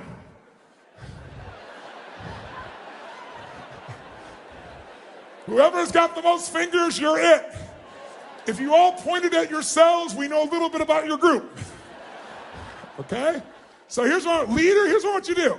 I want you, in fact, just sit down first for just a moment. Now you know who your group is. In a moment, you're going to jump back up with your group. I want you to write down the answer to a question. Throw it up on the screen for me, the questions, real quick.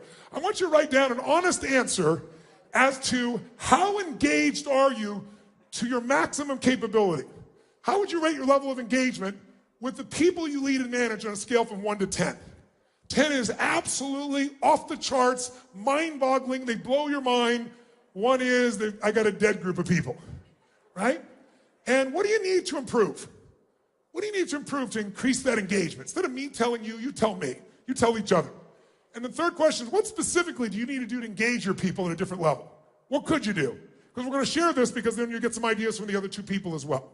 And finally, what do you do? What do you do a less than adequate job engaging? What could you do better with that person? In other words, think of someone you're not good at engaging. If you're good at engaging everybody, how many have a problem child? Someone who does not maximize their resources within your team. Raise your hand if you got somebody like that. Good. Then I want you to write down that person and ask yourself, instead of they're screwed up, what could I do? Where am I not engaging? How could I engage them more? So 5 quick questions, and then I'm going to put you with your team. Everybody out, shake it out, wake it up. Give me your score. How many of you were a perfect 10 in your engagement as a leader? Raise your hand. Okay. 1 liar. Good. Very nice. How many were a 9? Raise your hand if you gave yourself a 9. Who was an 8? Okay, now I want you to look. 90% of this room, maybe 95, is below an 8 on a 0 to 10 scale. By your judgment, not mine. I'm not so judgmental of you as you are. And if you're below an 8, how could you possibly maximize your resources? Much less enjoy yourself, because, listen, when you don't give your all, I remember I got a chance to interview Coach John Wooden. Anybody remember who John Wooden is? Greatest basketball coach in history of the world, college basketball. Won 11 national championships, 88 games in a row. And it wasn't like the Bulls with Michael Jordan. Every year was new players. It's college. And I remember he taught me something. He said, Tony, I asked him which one was his team that he was most proud of. And I know a little bit about basketball. I'm old enough to remember Lou Alcindor, Jabbar, Kareem Abdul-Jabbar, people like that. I thought that was going to be the group for sure. The winningest team. That was not the team he picked. He picked the team I'd never heard of. And I said, why that team? They didn't perform as high as these other teams. Why would you pick them as the greatest team you ever worked with? He said, Tony, because they maximized their abilities. He said, you know what? He taught, anyone ever worked or was coached by Coach Wooden, he taught people really something simple. He taught them how to be great men. And the way he did it was, he said, it's really simple. Stop thinking about the score of the game and focus on one thing you can control: how much you give every moment you're on that court. He said, there are going to be days when you win and when you lose. But the only days you're going to know when you win or lose are going to be by your measurement of yourself. If every single moment you're on that court, you're engaged at level 10 or above, if such a thing were to exist, and you gave every ounce of yourself every minute on the court, then it doesn't matter what the score is, you won. Because you became more and you gave more. And in life, we don't get to keep anything except what we give, because that's what makes us become something different. His entire mindset, by the way, was if you give your all every single moment on the court, and every one of us does, if all of us are 100% engaged, he said 99% of the time you're going to the highest score. Sometimes someone's going to get lucky, they'll get a different call, the ball will drop, but you can't control that. You can control you. So if you're below an 8, which most of this room is, it might be time to change, and maybe that's what I felt when I walked in this room and the energy was lower. It's like, it's not a judgment. It's just, I want you to have the enjoyment that comes at 10. How many can remember a time where you were so engaged in something that bombs could be going off? You would know, you were like right there in the zone. Nothing else could distract you. Who's ever been in that place? Say, I. Make a sound of how it feels when you're in that state. Make a sound. Go for it. Now, make the sound of level 7 engagement. And then imagine doing that every day. So then you want to find some new technology that will get you excited again. And the technology is only as good as our engagement. Who's with me on this? Say I. So now I want to ask you real fast, round robin, while you're standing with your group. What makes someone engaging? What makes someone disengaging? Make a list. You have 1 minute. Go. Together. Do it together. Don't sit down. Do it together. Somebody tell me, give me an example of 2 things that make them engaging, 2 or 3 make them engaging, 2 or 3 make them disengaging. Anyone, raise your hand. Let me grab somebody. We'll grab a microphone. How about, yes, sir, right here. Give him a hand. Name's Poncho, and I'm from San Luis Obispo. Great. Tell us 3 things that make you want to engage with them. Tell us 3 things that make you want to disengage or not be involved with them. Yeah, so engagement, positivity, level-headed, mission-oriented. Okay. Disengaging, unappreciative, grumpy, and unjust. Very nice. Give him a hand. Very nice. Somebody, right. Tell us 3 things that make people engaging. Tell us 3 things that make you not want to engage with them or disengage. Empathy, drive, and positivity. Okay. Disengage would be lazy, mean, and somebody that has the worst case scenario attitude. Very nice. Give her a hand. Give her a hand. Tell us. And we came up with 3 things for someone to be engaging would be drive, positivity, and openness. Great. Disengaging would be victim, low energy, and a me, not we attitude. Give her a hand. Thank you very much. Let's see what you do inside yourself to turn on engagement or turn it off. Now, human emotion is energy in motion. That means if you want to change how you feel, you can do it by how you move. If you try to do it with your head, you can go in circles, can't you? Rationalize, go in the nut. So I want you to try something real fast. We're going to do a real simple exercise. I want you to discover how you can change your own engagement and your own interaction with people by seeing what you do in your body when you go to engage someone. And I'm going to give you some deliberate scenarios. We're going to do 3 real fast. Number 1, when I say now, I'm going to ask you to introduce yourself to as many people as possible as you can in 2 minutes. When you do that, I want you to introduce yourself to people you don't know, but I want you to do it from a different emotional state. I want you to do it as if you think this is the stupidest exercise in the world and it's a waste of your time. And why do you have to talk to this idiotic person? In other words, you're not going to say it, but I want you to walk up to them like it's a total waste of your time. Hi, how you doing? You're going to shake their hand like, you, sir, come here. You, come here. Come here. What's your name? What? Adrian? Adrian. Deliberately walk up and be in a state where you really think it's a waste of your time. Why do I have to talk to this person, but you're going to do it anyway? And I want you to notice, listen, notice what you do to be in that state in your body. What do you do with your face? What do you do with your breathing? What do you do with your posture? Do you go straight towards them or do you hesitate? I want you to notice not only how it feels to be greeted that way, that'll be obvious. I want you to notice what you got to do to be in a state where you disengage with someone like it's a waste of your time. Get to as many people as you can in a minute and a half and notice what you do. By the way, you're going to be in a state where you don't want to do this. You're just doing it because you have to. Go. Okay, stop wherever you are in the room. Freeze. Freeze where you are in the room. Now, it wasn't hard for some of you to freeze because you didn't go anywhere. You went, hi, I'm done. Now, how many of you couldn't help yourself? You're like, hi. I saw a few of you out there. How many actually did it? How many actually did it? Raise your hand if you really did it. Say aye. So I want you to yell out the answer because we have about, 7,000 people in this room, and they're from all over the world. So it's a great test ground for human beings. Raise your hand if you had to change your body to go in this lousy state. In some way, raise your hand if you had to change your body. Say aye. Raise your hand and say aye if you change the muscles in your face to get in this little annoyed state. Say aye. Tell me, did you increase your breathing more full or more shallow in this state? Nice and loud. Which one? Shallow. Which one? Shallow. Did you talk louder or quieter? Quieter. Which one? Quieter. Which one? Quieter. Did you talk faster or slower in this state? Slower. Which one? Kind of like the room when I walked in here. And I want you to get this. There are 7,000 people here from, 100 plus countries? And you're all saying the exact same thing. And I didn't tell you those things. You're telling me because in order to go in that crappy state, that's what you all have to do. If you use your body that way, you're going to feel lousy no matter who you're around. And many of us don't. We think it's other people, and it's the state we put ourselves in. So there's a pattern here that's pretty universal, isn't there? So let's try something. Shake that out of your body. Get out of that state.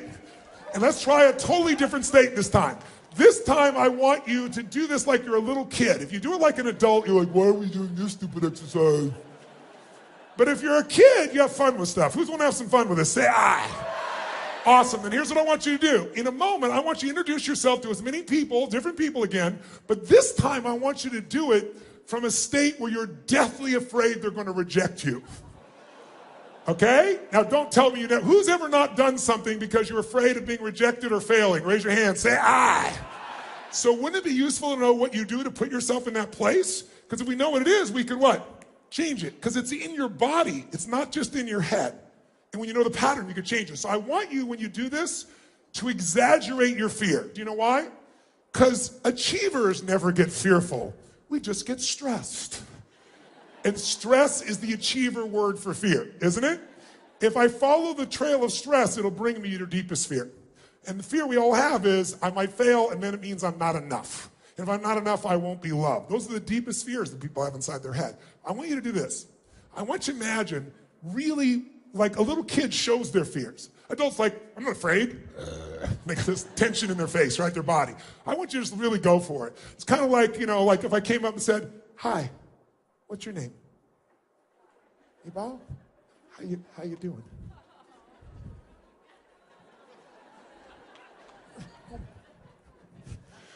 Give her a hand. It's Ibal, ladies and gentlemen. Give her a hand. Kind of like, how many of you in this room have ever watched, like, let's say the Olympics, the Winter Olympics on television? And you're sitting in your chair and you're watching someone skiing or snowboarding as you're sitting to yourself doing this. Who knows what I'm talking about here? Say aye. I want you to exaggerate so you see what you're doing on a more subtle level. Just 1 minute, as many people as you can, but like a little kid, you're deathly afraid. And I want you to see, what do you do different with your face, your shoulders, your breath, your voice, the way you shake hands? And let's see if it's different or the same as when you're really annoyed. I think you're going to find it's quite different. Ready? Go. Shake your body out. Get out of that state. Question. Did you use your body the same or different than when you're pissed off and annoyed? Which one? Yes. Raise your hand if you change the muscles in your face in a very different way than when you're annoyed. Raise your hand. Say, I. Did you talk louder or quieter than when you're pissed off? Faster or slower? Yes. Did you go straight for him or hesitate? Did you breathe more full or even more shallow than when you're annoyed? Which one? Can you hear everyone saying the same thing? What are the chances of 7,000 people from 100 countries without direction saying they're feeling the exact same thing in their body when they're feeling the emotion? It's because we're all unique, but when you use your body one way, you're going to be pissed off. Use another way, you're going to be feeling fearful. And how fast can we change how we feel then if all we got to do is change our movement? How fast? Like that. Let's take one more. Shake your body out. Okay? This time, how many of you own your own business? Let me see your hands. How many of you are leaders of the business? Raise your hand. Okay? How many of you are parents? Raise your hand. How many of you have a relationship, check this out, a relationship with a human, Then this shit's gonna work for you. Here's what I want you to do. When I say now, I want you to greet people, but we're going to change the motivation because I hate the word motivation. I've never been a motivator, but I do believe motive does matter. If your motive is just to manipulate, most of us have pretty giant bullshit meters, and we can figure that out at this stage, can't we? I mean, even reality television is bullshit. So we know what's true. How many know what I'm talking about here? Say I. So the motive change is going to be this. I want you to approach somebody and greet people and meet people in 2 minutes, but we're going to have a different understanding. If this person does not like you in the first 3 to 5 seconds of meeting you, they don't like you in the first 3 to 5 seconds of meeting you, they are not going to do business with you, and your children are not going to eat next week. Or just in case you don't have kids, we'll do it this way. If they don't like you in the first 3 to 5 seconds, then everyone you care about dies like pigs in hell. If it was that important, I bet you use your body and face differently, wouldn't you? So, by the way, when you go to do this, I'm talking full tilt like it really is true. And let's see if you use your face, your voice, and your body differently. Ready? Go. If that felt better, say I. Say I. Question, did you use more of your body or less of your body? More muscles in your face or less? More voice, louder voice or quieter? Faster or slower than the other two we did? Did you hesitate or go straight for them? Did you touch them? Did it feel good? Why? You should have seen who I touched. No. Because emotion is created by motion. In other words, listen to me. If you use more of the gifts your Creator has given you, you will experience the gifts you think you're looking for somewhere. Everything you want to feel is already inside you, my friends. How many feel very different right now than when we began? Raise your hand if you feel much better than we began. Raise your hand, say ah! Say ah! Question, that last greeting you just gave. By the way, do people ever judge? People would never judge someone in real life in the first 3 to 5 seconds of meeting them, would they? Was that the best greeting you're capable of giving a stranger? Yes or no? Yes or no? Was that the best greeting you're capable of giving a stranger? Yes or no? Quick. How many say yes? How many say no? Okay, the majority are saying no. Now, if you're saying no, let's review the assignment, shall we? We said if you don't give your best, then everyone you care about dies like pigs in hell and you still didn't give your best. We need to talk. You know what? If you said you didn't give your best, I actually respect you. Because what we all know in our souls is, whenever we think we've given our best, what do we always find out? There's always another what? Is it true? So let's go there one final time. You go, what are we going to do? Get naked? No, no, no. Here's what you're going to do. This time, I want you to greet somebody like they're your long-lost lover or best friend. Like, oh my God, it's Susie. Move. There she is. Oh my God, I see her. There she is. Oh, wow. How are you? Wow. So good to see you. I want you to greet people like your long-lost best friend or lover. 1, 2, 3, go!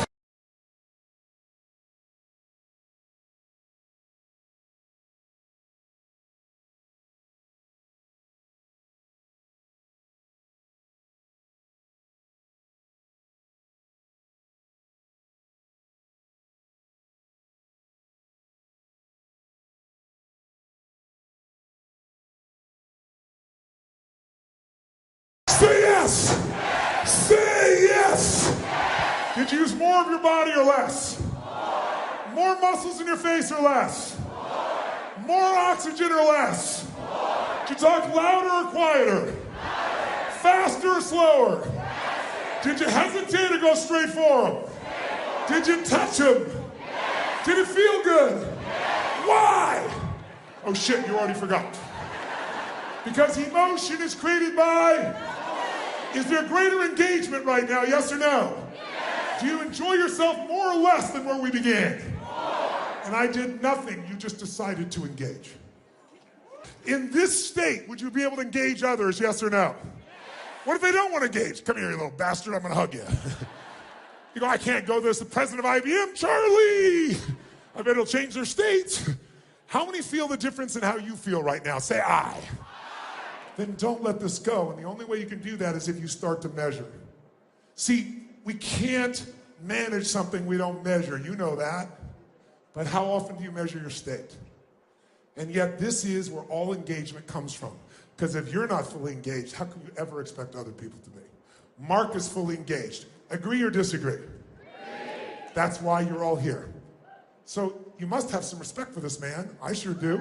If you do, put your hand on it, right? But see, successful people do what the failures won't. If you do what everybody else does, we know what that is. Come to work with a good state, intending to work hard, positive intent. Most people don't come to work to screw off. And you have the best intent, but you're tired. See, I am full of mercury. I'll explain in a moment. That's why I'm sweating so much. I sweat anyway, but I've got mercury poisoning.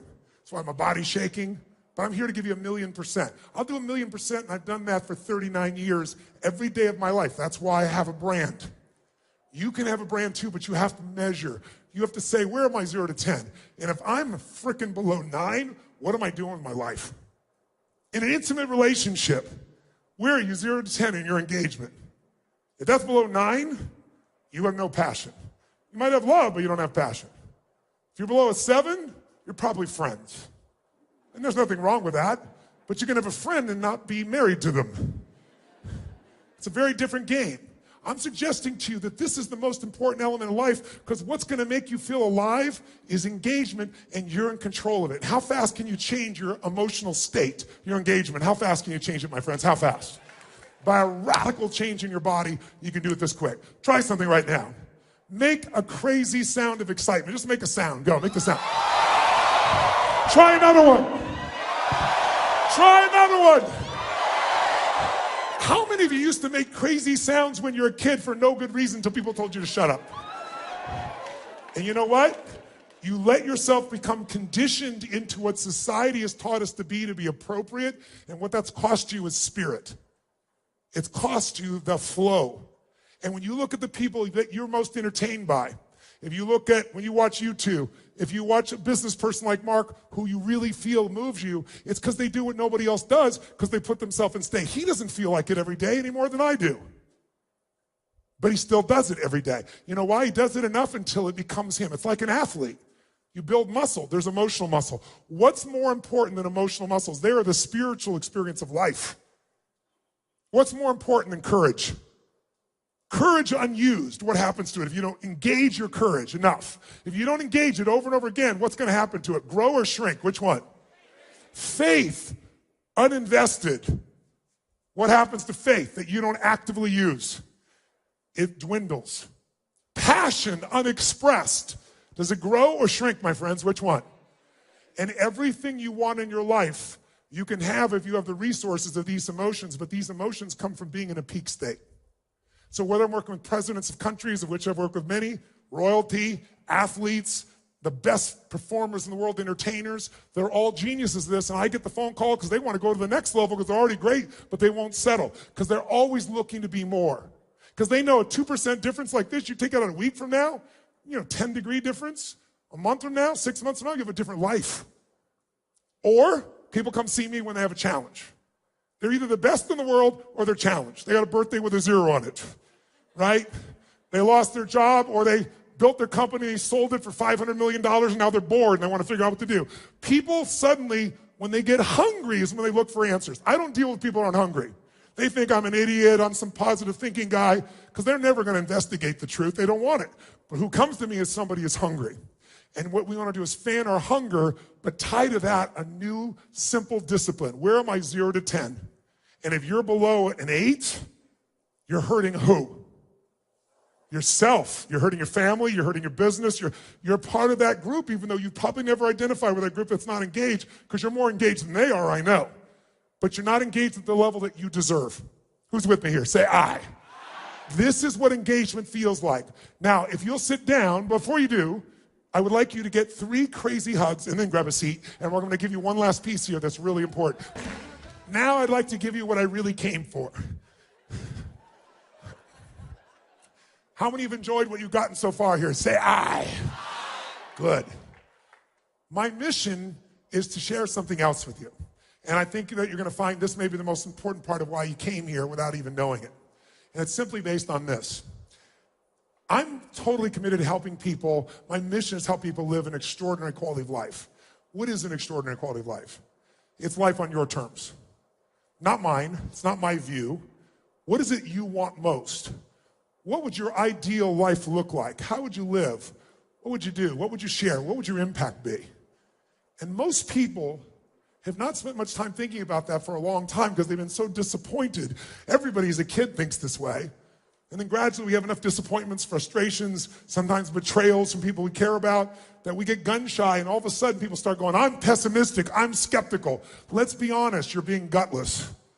It takes no guts to be skeptical. It takes no guts to be pessimistic. It takes no guts to go on the internet where no one knows who you are and write shit about people so you can make yourself feel good by having the illusion you made someone smaller. So you have the illusion you're moving up. And our society is filled with that. So extraordinary life is life on your terms. What would an extraordinary life look like for you? And my bet is most of you have an extraordinary life, but how many of you know how great your life is? How many still want more? Raise your hand if you want more. Say I. How many want more love, more joy, more success, more freedom? How many want all these things? Say I. Then whatever success is for you, some people, extraordinary life looks like 3 beautiful children. Some people, extraordinary life is a $1 billion company. Some people's extraordinary life is writing poetry. Some people's extraordinary life is working in the Tenderloin district, helping those people, not just feeding them, but loving them. Everyone's discovered what an extraordinary life is for them. And if you know what it is, that's the first step. Then you need 2 master skills. Please jot them down. These 2 skills are what will give you that life.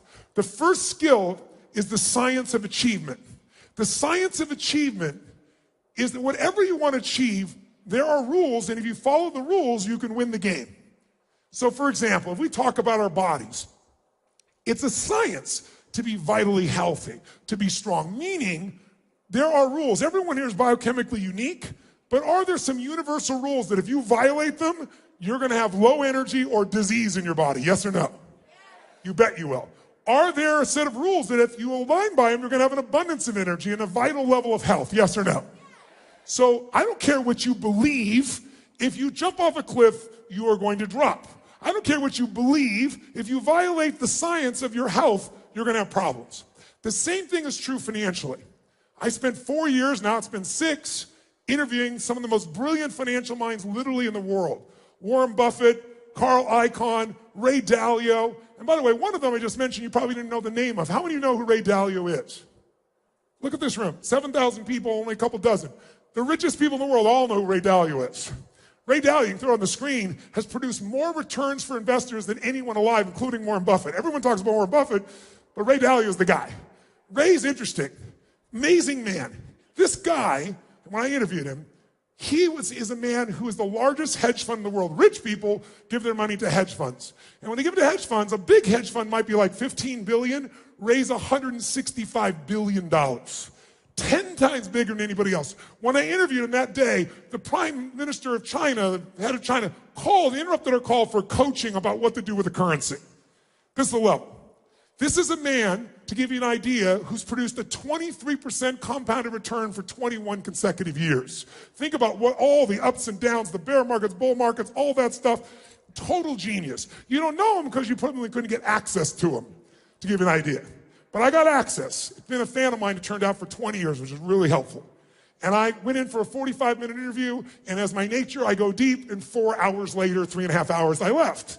And one of the most important questions I asked him was this, because I wanted to write this book, and I wanted to give people, anyone, somebody's a billionaire or somebody just starting the journey, somebody's a baby boomer, thinks they can never get free, or somebody like just got out of college, millennial, going, how do I ever get out of debt? I want to be able to help all those people. And by the way, I donated all the profits of that book, $5 million, in advance before it even came out, so we could feed 100 million people. That was not 100 million, I had to write some more checks, but it got me started, right?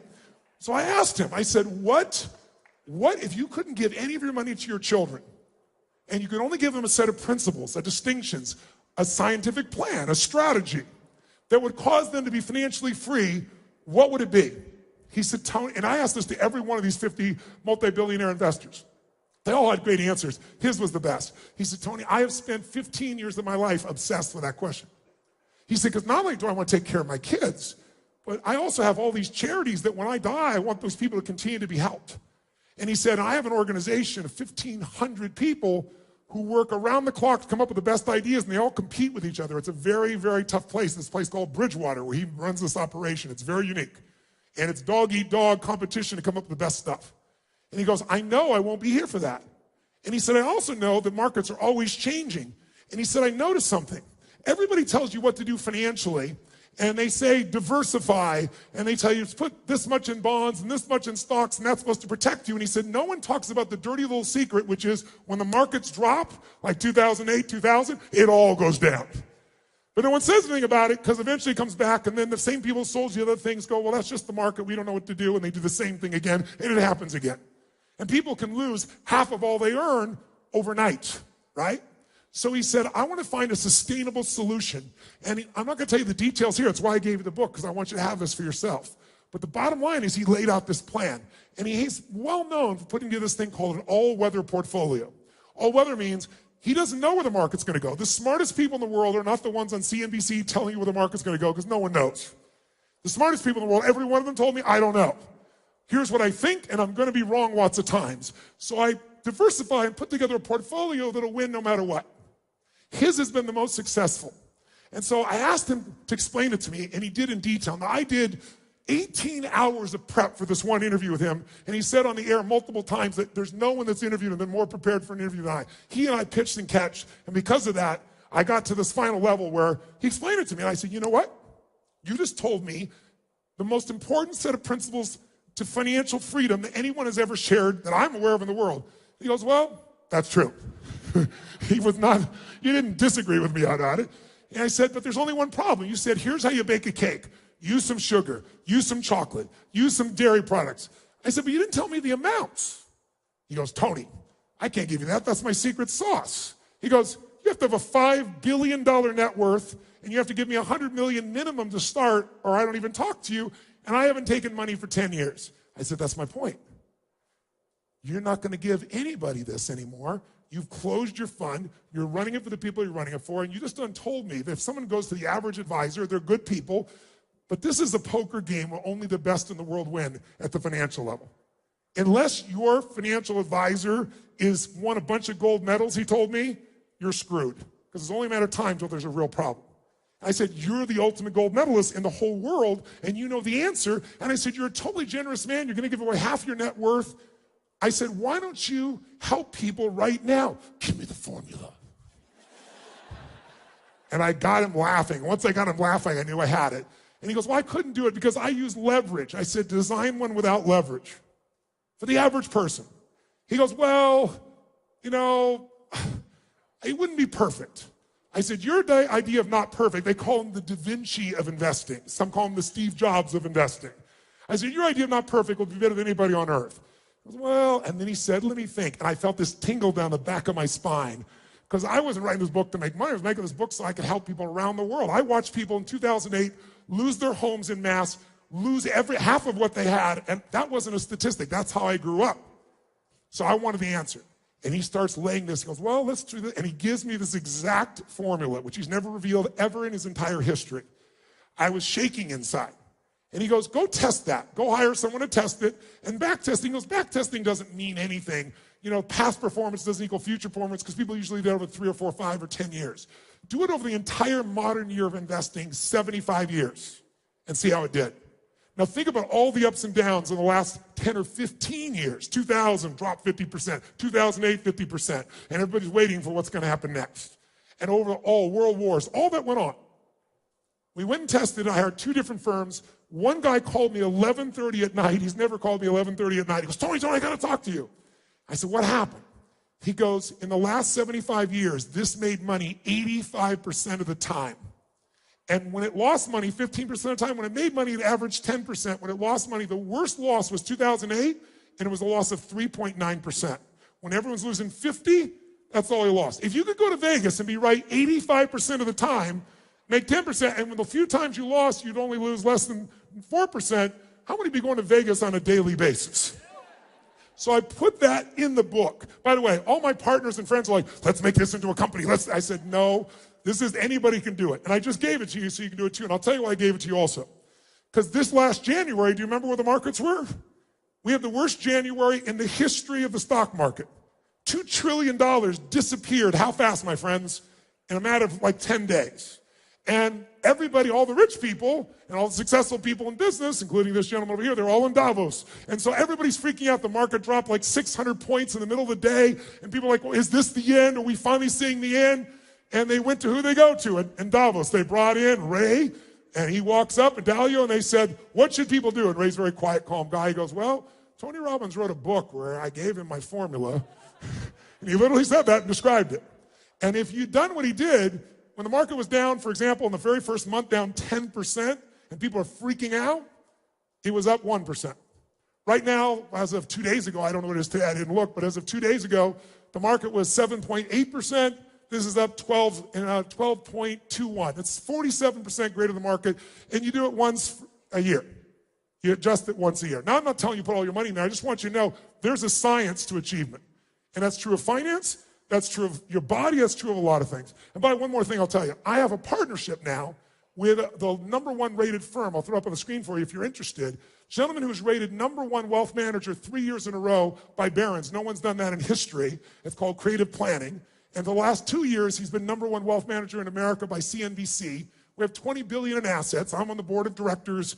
I'm also the chief investor psychology, and I'm Peter's partner. So if you go there, I benefit, so you know. But I want you to know, if you want to get a second opinion, he'll do it for you for free. And the reason he's rated #1 is most wealthy people have what's called a home office, where they have a group of people, not somebody just selling you a product. You have somebody who's a fiduciary. It means legally they have to put your needs ahead of their own. If they told you to buy Apple this morning and they buy it this afternoon cheaper, they have to give you their stock. Peter's number one in that area. So if you want, you can go to getasecondopinion.com. That's my commercial for you. But he'd do a review for you, and you can implement it yourself or you can work with him. But the level of detail he do is amazing. So I gave you the book, so if you want to take care of that in your life, you can. But my larger point is simple. There's a science to achievement.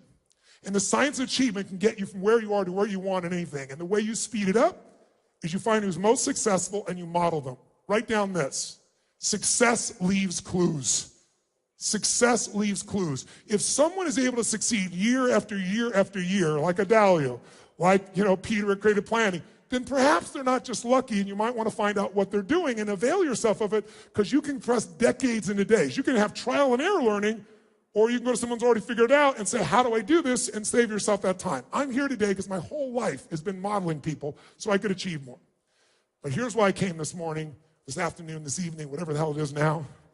I came here because my deeper mission is for you to master the second key to an extraordinary life. And it's the one our culture values a lot less. And it's a hell of a lot more important. And when I tell you, you're not going to be impressed. You're going to go, that's it? Because that's the way we're trained to think. The second master lesson to an extraordinary life is the art of fulfillment. The art, jot it down, of fulfillment. What do I mean by the art of fulfillment? Success is a science. What do I do to succeed in business? There's a science. There's a set of rules. But what fulfills us is totally different. Look at this woman's glasses right here. Take a look at these glasses here. Can you see these? Can we get a camera on these glasses? These are very special glasses. No, not me, her. There they are. There's the glasses. No, look towards the camera, where the hell that is. So she has got a very special idea of these glasses. You can't really tell. They're still in an angle here. My point is, these glasses, what do you think of these glasses? I think they're awesome too. I don't see anybody else with glasses like you. That's right, because these fulfill her. Other people go, what are those crazy-ass glasses she's wearing, right? Right? We're all different. I'll give you an example. Steve Wynn is one of my dearest friends, and one of my clients, as I said earlier, built half of Las Vegas, right? Multi-billionaire, started with less than nothing. His dad went broke, had a $400 million debt. He left college, figured out how to pay that off, keep his family above ground, and now one of the richest men in the world and a very brilliant guy. And I'm having these conversations with Steve, and I'm thinking to myself, he calls me, first of all, and he says, Tony, where are you? And I'm thinking, why is he asking that? And I said, I'm in Sun Valley, Idaho. We both have vacation homes there. He goes, I'm in Sun Valley, Idaho. He goes, guess what? I said, what? He goes, it's my birthday. Aren't you going to come see me? And I laughed. I said, of course I'm going to come see you, Steve. I didn't know you're here, but of course, love to. He goes, Tony, really, I want you to come over, because he said, I gave myself a birthday gift. There is a painting that I have coveted for, I can't remember the number of years, like 18 years. I'm making it up, but almost 2 decades. And he goes, I've coveted it, I've wanted it. It finally came up for sale. And he said, I outbid everybody at Sotheby's for it. And he said, I paid $82 million for this painting. And I'm like, wow. So picture what you think an $82 million painting means to you. My picture was like a Rembrandt, something, from, that period at least, right? Just something gorgeous. I don't know, something religious, spiritual, something. And so I drive to his house, and I got all this anticipation to see what this painting's going to be like. Steve's such a wonderful human being, ropes me in, goes, Tone, come on, check this out. And he walks me in the room, and there on the wall is this painting. Put it up on the screen so people see it. And I looked at it, and I said, I paused, I held my breath for a moment, and I said, Steve, I thought it was like the Emperor's New Clothes. I said, dude, it's a red, orange square. He's, no, it's a Rothko. I said, I know, but it's a red, orange square, $82 million. I said, dude, give me $100 in an hour. I can do this shit. I promise you. He didn't like that. I got him laughing, right? But here's why I tell you the story. Because what will excite you and fulfill you will be different than this person, even if that's your son, different than this person, different than you. Even though we may love each other, what fulfills us is not a science, it's an art. And if you don't know what's going to fulfill you, what are you doing all this for? How many people do you know that achieved their ultimate goal? Have you ever done this? Ever achieved a goal and then your brain went, is this all there is? Who here has ever had this moment? Raise your hand, say I. Isn't that moment worse than failing? Because most of us in this room, if you fail, you don't fail. What do? You get up and just what? Try something else. You're going to keep persisting till you find it, right? But if you succeed and you're unhappy, now you're what I call technically screwed, right? I mean, it's the worst feeling in the world because you're just not fulfilled. So every one of us needs something different to have that sense of fulfillment. But I can tell you 2 things that we all need to be fulfilled as principles, not as rules. Number one, we must grow. If you don't grow, it doesn't matter how much money you have. It doesn't matter how many Academy Awards you have. It doesn't matter how many people respect you. It doesn't matter if you have 4 perfect children. It doesn't matter if you have so much love, you're not going to feel it. How many follow what I'm talking about here? Say I. So if we don't grow, we what? You grow or you die. If you don't grow your business, it's dying. If your relationship's not growing, it's dying. There's no plateau. Who's with me on this here? Raise your hand. Say I. So I'll give you a perfect example of this. I feel like we lost in this country a national treasure a little bit more than 2 years ago. I'm talking about Robin Williams. How many of you in this room, I want you to raise your hand, not if you liked Robin Williams. Raise your hand if you loved this man. Raise your hand if you loved him. Keep your hand up nice and high if you would. Keep your hand and look at the number of people that love this man. It's 98% of the room. There's only 2% assholes in this room that didn't like Robin Williams. I've asked this question this year in Sydney, Australia, in Tokyo, in Beijing, China, in South America, in Peru. I've been all over the world. I did 16 countries this year. Every place I've asked, every place I've gone, in every language being translated, on average, 98% of people raise their hand saying they loved him. And I always say, don't raise your hand if you liked him. Now, here's my question about this incredible soul, Robin. Was he a master of the science of achievement? Yes or no? Yes or no? He had a dream to go to Hollywood and do his own TV program. How many people have that dream and how many actually get it? He did it. He had a dream to not only have his own TV show, but he was going to make it #1. And some of you are ancient enough like me to actually remember that show. What was it called? Mork and Mindy. Some of you, it's replayed enough, you still know about it, right? #1 show. Then he said, I want to have the most beautiful family. And he did it. Achieved it. Then he said, I want to have more money than I could ever spend. And he achieved it.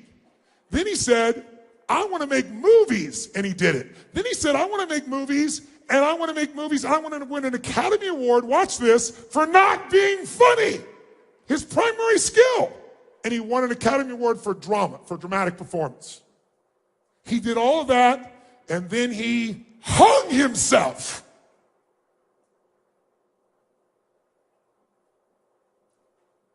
How do you explain that? Now, some people say, well, he had Parkinson's, he had this, he had that. He suffered his whole life. He used alcohol, he used cocaine, he used everything to get his hands on because he made everybody happy except whom? Himself. And he left a beautiful bride, wife, and children who loved him, and hundreds of millions, maybe a billion, I don't know the real number. I can only tell you anecdotally, every country I've been in, 98% of the people translated in those countries tell me they loved him. And it wasn't enough. Yes, he had Parkinson's later, he had what they call Lewy bodies in his brain, but he suffered his whole life because he suffered because he made everyone happy. He never mastered the art of fulfillment. He thought it was all about the science of achievement. That's why I came by today. Because you guys are masters of achievement or you wouldn't be in a room like this. And I know there's different levels of achievement, but it's all relative, right? If you're in a room like this, you're hungry, you're driven, you're some of the best. You came here because you want more. You don't settle like most people. But I'd hate to have you wake up someday. I know you're not going to hang yourself, but to have that emotion of feeling like life is not the richest experience that it could be, and it's only because you were so driven by the cultural conditioning of achievement. And I'm not suggesting don't achieve. I achieve, but I also am fulfilled. I know people that are so fulfilled. This little character over here is massively fulfilled because he knows it isn't just achievement. It's really about something bigger. He's got a mission. He's got a sense of meaning. He knows what fulfills him and he lives it. Richard Branson is one of the most fulfilled human beings you're going to meet. It isn't because he's a multi-billionaire. He's achievement, but his great benefit is he's fulfilled. I can't name a dozen people I've met, and I've met 10 million people. 50 million I've worked with, but 10 million people I've had these deep relationships with, and at least 50 multi-billionaires, and I couldn't name more than a half dozen that I could tell you honestly are really, truly fulfilled by their own description without bullshit. It ain't money that's going to do it for you. It's not achievement that's going to do it for you. So the best time to wake up will be now. And so this experience is what my life's work is to get people to experience the joy while you're here. And if you'd asked me a year and a half ago, 2 years ago, was I living that? I'd say, of course I am. And I would have believed it 100%. I was. I've had the most amazing life. I have a woman as my wife who I would die for. Been together 17 years. I'm not blowing smoke. This woman is the greatest thing to ever happen to me, my wife. And it gives me, if I had nothing else in my life there, I have 4 amazing children. I have 3 grandchildren. I've got 31 companies. I got 1,000 employees. I'm in all these industries. I get to do what I want, when I want, at the level I want. I have financial freedom, all those things. And I come from nothing. So I'm proud I did achieve. But more importantly, because it's been meaningful the way I've done, I felt fulfilled. That's why I'm here. I don't need to be here. I didn't come here for money. I didn't come here for a talk. I didn't come here to pump you up. How do we create that fulfillment? Here's what I found out. I've always talked about, even as I started this morning, this afternoon, when we talked about high energy, right? Energy rich. By the way, financially poor is not as bad as energy poor. You low in energy, everything's going to break down. Your relationship's going to break down. How are you going to have passion when you're exhausted all the time? You might love each other, but you're not going to have real passion. How are you going to be a great parent when you're exhausted all the time? How are you going to create breakthroughs when you're making it through the day? And what sucks the energy out of us is not food or sleep. We can do with those things. They're important. We can do without them at times if we have to. It's lack of meaning. And we're heading a world that's about to disrupt itself massively because the very technology we're creating is going to disrupt, according to Oxford, 40% of all jobs over the next 15 to 18, 20 years. What are we going to do in 4 or 5 years when there's 3 million truck drivers in this country and Ford just announced in 4 years they'll have self-driving trucks? Why would I hire someone who can only work 8 hours legally because I got to give them rest when I can have a truck that'll do 24 hours and it doesn't crash and it doesn't get drunk and it doesn't give me shit and attitude? And I can depreciate it. And that technology will only get better and better geometrically. And no one is preparing those truck drivers. We're going to have a massive disruption in our culture. So maybe what we really got to do is really decide how to make sure we find ecstasy in this moment right now. Because whatever challenges are, let me tell you something. Problems and happiness have no relationship. Can you have huge problems and still be totally happy? Yes or no? Come on, guys, yes or no? But our brain, the mind won't tell you that. You're more than your mind. You got a heart, you got a soul, you got a spirit, but most of us, because of technology, have gone more and more here. And this is a great tool, the mind. But you got to train it to do what you want. Some people have seen, any of you seen my documentary, I'm Not Your Guru? Did anybody see it by chance? Awesome. You know, one of the things people ask me about is, why do you jump in that 56-degree water every day? Are you insane? And I do it because it's a discipline where I've trained my mind. When I tell it what to do, we don't negotiate. I don't let my mind run me. I let my heart and soul run me. And I've trained this brain to use it when I need it for strategy, for tools. But your mind will never make you happy. Only your heart will. Your mind won't even allow you to enjoy an apple. If you like the apple, it's going to go, is it organic? Where did it come from? Where do I put it? Where do I throw it away? The mind is just, how many know what I'm talking about here? Say I.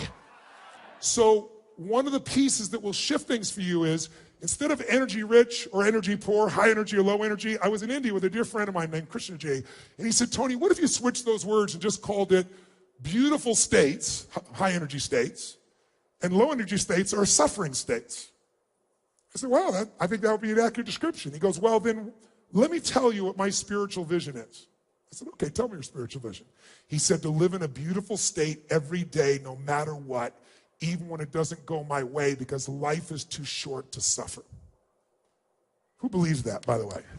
Say I. I was intrigued. He said, why? He said, why do you call that your spiritual vision? He goes, because when I'm in a beautiful state, I don't have to think about how to treat other people. I always do the right thing. And when I'm in a suffering state, even though I'm a good human being, I treat people poorly. So let's talk about it for a moment. If I asked you one of the greatest experiences of your life, what was it? A moment. I'm sure you've had many. Pick one. What's been one of the most beautiful, magical, magnificent, sacred, sexy, sensual, loving, meaningful experiences of your life? Just one of them. I know you got plenty. If we went through that, you could tell me the story, but I'm out of time, so you can't tell me the story. But if you told me the story, and we did this for a while, which I've done with people before, you'll always see the same pattern.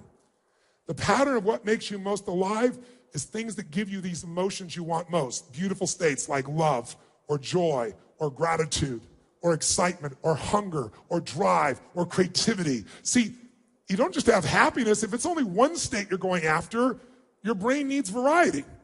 Ever been so happy you smiled so much your face hurt? Who knows what I'm talking about here? So we need lots of beautiful states. But here's what I can tell you. When you're in a beautiful state, everything goes. Now, what's a suffering state? I don't think anyone in this room, I could be wrong. I sure know if you would ask me a year and a half ago, do I suffer? I would have laughed. Suffer? Are you kidding? You see my wife, see my life, see what I got to do, see who my friends are. I have the most magnificent life, and I wasn't being phony. I was being totally authentic. It's just like achievers aren't fearful, they get stressed. No achiever suffers, but they do. Because it's not consistent. That word's not consistent with our identity, is it? But what if suffering was any state that takes you out of your heart and soul and makes you feel fulfilled, like frustration, anger, overwhelm, stress, worry, concern? And by the way, I would get pissed off and frustrated, but I would say to myself, that's not suffering, that's part of life. That's what I believe, and whatever you believe, you'll live. And I then began to realize, no, it's not. Suffering states are the result of the brain. We have a 2-million-year-old brain in our bodies, and it's designed not to make you happy. It's designed to make you survive. And that's what almost everybody does. They survive. Happiness is your job. And I just come by to remind you how you can do it and have it be sustained if you want to know. Who's interested? If you want to be happy, here's my question first. How many of you in this room want to be happy for the rest of your life, no matter what? Let me ask you a second question. How many are not just wanting it, are totally committed to be happy every single day for the rest of your life? You say that now. The only way you can have that is you make the connection that problems and happiness have no relationship. How many of you know somebody who has a life you'd love to have and they're still pissed off or worried or concerned or freaked out? Raise your hand. Right? You go, if I was there, I wouldn't feel that way. Bullshit. Because the mind is always looking for something, because this 2-million-year-old brain is basically survival software. And what it's doing is always looking for what's wrong. And whatever you look for, you'll find. Try this for a second. Look around this room and look for everything that is brown. As fast as you can, I'm going to test you. Look around anywhere. Anything that's brown. Brown clothing, brown people, brown anything, look for it. Look for brown, look for brown. I'm going to test you. Look behind you. Don't miss anything that's brown. Look for brown, look for brown. Close your eyes. Tell me everything you just saw that was red. Raise your hand if you saw a lot more brown than red. Raise your hand, say I. Open your eyes, look for red now. Look for red, everywhere. Look for red, anywhere you can find it. Look for red, look for red. Raise your hand if you found a lot more red this time and say I. Why did you find more red this time? Because in an old book called the Good Book, it says, seek and ye shall. In fact, seek and we shall find. Whatever you look for, you're going to find, even if it's not there. I'll prove it to you. How many saw beige shit, called it brown just to feel successful? How many saw burgundy and called it red just so you could get bigger points? If you think someone's a jerk, will you find jerkiness in them? If that's not there, won't you shade it? Yes or no? If you think they're a good person, will you find goodness in them? Yes or no? If you think you're a jerk, will you make yourself into a jerk by finding some part of yourself? Yes or no? So we get what we look for. The brain is looking for what's wrong. Remember this as long as you live. What's wrong is always available. So is what's right. It's all a matter where you go. And this brain, survival software, is looking for what's wrong so it can fight it or flight it. But there's one problem. We don't have a saber-toothed tiger to run from anymore. So now it makes up things like, oh my God, what are people thinking of me? So I better shade the picture that I put on Instagram so I really come across even better. Or do I have enough money? In a country here in the United States, for example, we're the poorest of the poor. And I'm focused to help the poor. I was the poor. But if you're in poverty in the United States, or you're one of those people marching saying those 99, we're 99%ers, those 1% jerk-offs, they don't care about anybody, you're lying when you do that, because you're the 1% of the world. If you're in poverty in the United States, you're the 1% of wealth in the world. But conveniently, you're not thinking about those people, only about yourself. And the reason is, write this down. Suffering always comes from an obsession with yourself. Suffering disappears when you're trying to give or focus or share beyond yourself. When you obsess, not when you take care of yourself, we've got to take care of ourselves, but when you obsess about yourself, it's there. A woman says to me, no, it's not, I'm not obsessed about myself, I'm obsessed about my children. My children, I'm so worried, they're not doing well, one of them's on drugs. I said, yes, but the real reason you're suffering is because you feel you failed them. If you ever look at when you continuously suffer, it's because you're focused on yourself. Raise your hand if you can see this, right? If you think about the thoughts, what you're not getting, what you're not experiencing, what you're not finding. And what's interesting is when we're inside our own head about ourselves, we're in that survival software, and we go into this scarcity that freaks us out, and we don't treat people well. Somebody asked me just recently, they said, how do you explain what kind of person could do what we saw in Nice, we saw in Paris, we saw in San Bernardino, we saw in Orlando, like go in someplace and kill other human beings, men, women, and children. They don't even know. Cold-blooded murder. I said, I can't tell you who did it, but I can tell you who didn't do it. It wasn't a fulfilled person.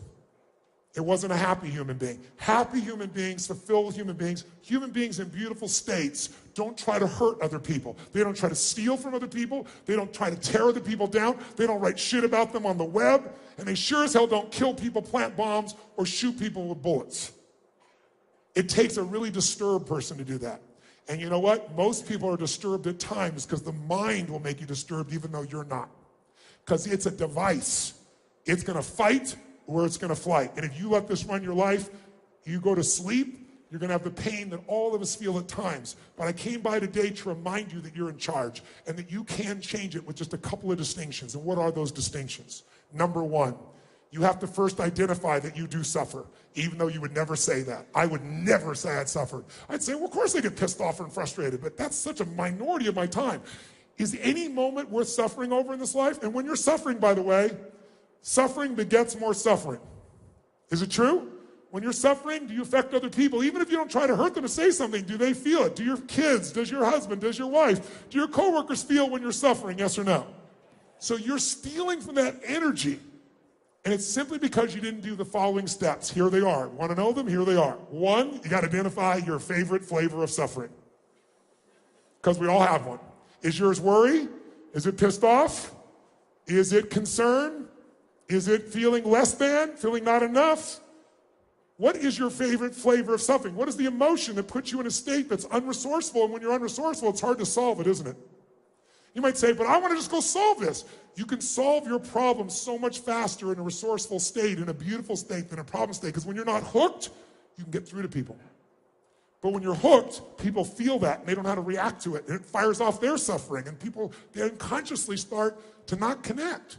And then we end up with that disengagement that at the lowest level shows up in business, and at the most important level shows up in your intimate life with those you love. And so if we want to change it, you got to discover. So what, if I asked you right now, young lady with the glasses, you stand up so nicely, what's your favorite flavor of suffering? That I'm not enough. What's your favorite flavor of suffering, sir?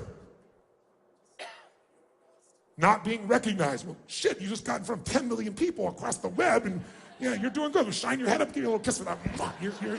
You're acknowledged now, right? Okay? What is your most favorite flavor of suffering? Worry, right? Mine was frustration. You know what I found out? I realized my happiness was so cheap. All it took was this for me to become unhappy. Because remember I told you, I got 31 companies, 7 different areas, different types of businesses, all around the world, 1,000 employees. I got a question for you. What are the chances that somebody's screwing something up right now with that many companies all around the world on 3 continents, 1,000 plus people? What are the chances somebody's messing something up right now? What are the chances? Tell me quick. 100%. And all I need is have this nearby. And look at, there's one right there. There's a text. I can see it. Somebody's messed something up.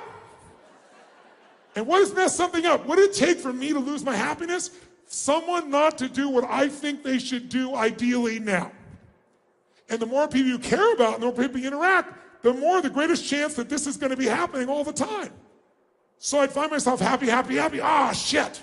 Oh, that's where I go, oh, man. I'd use a different word, F, something.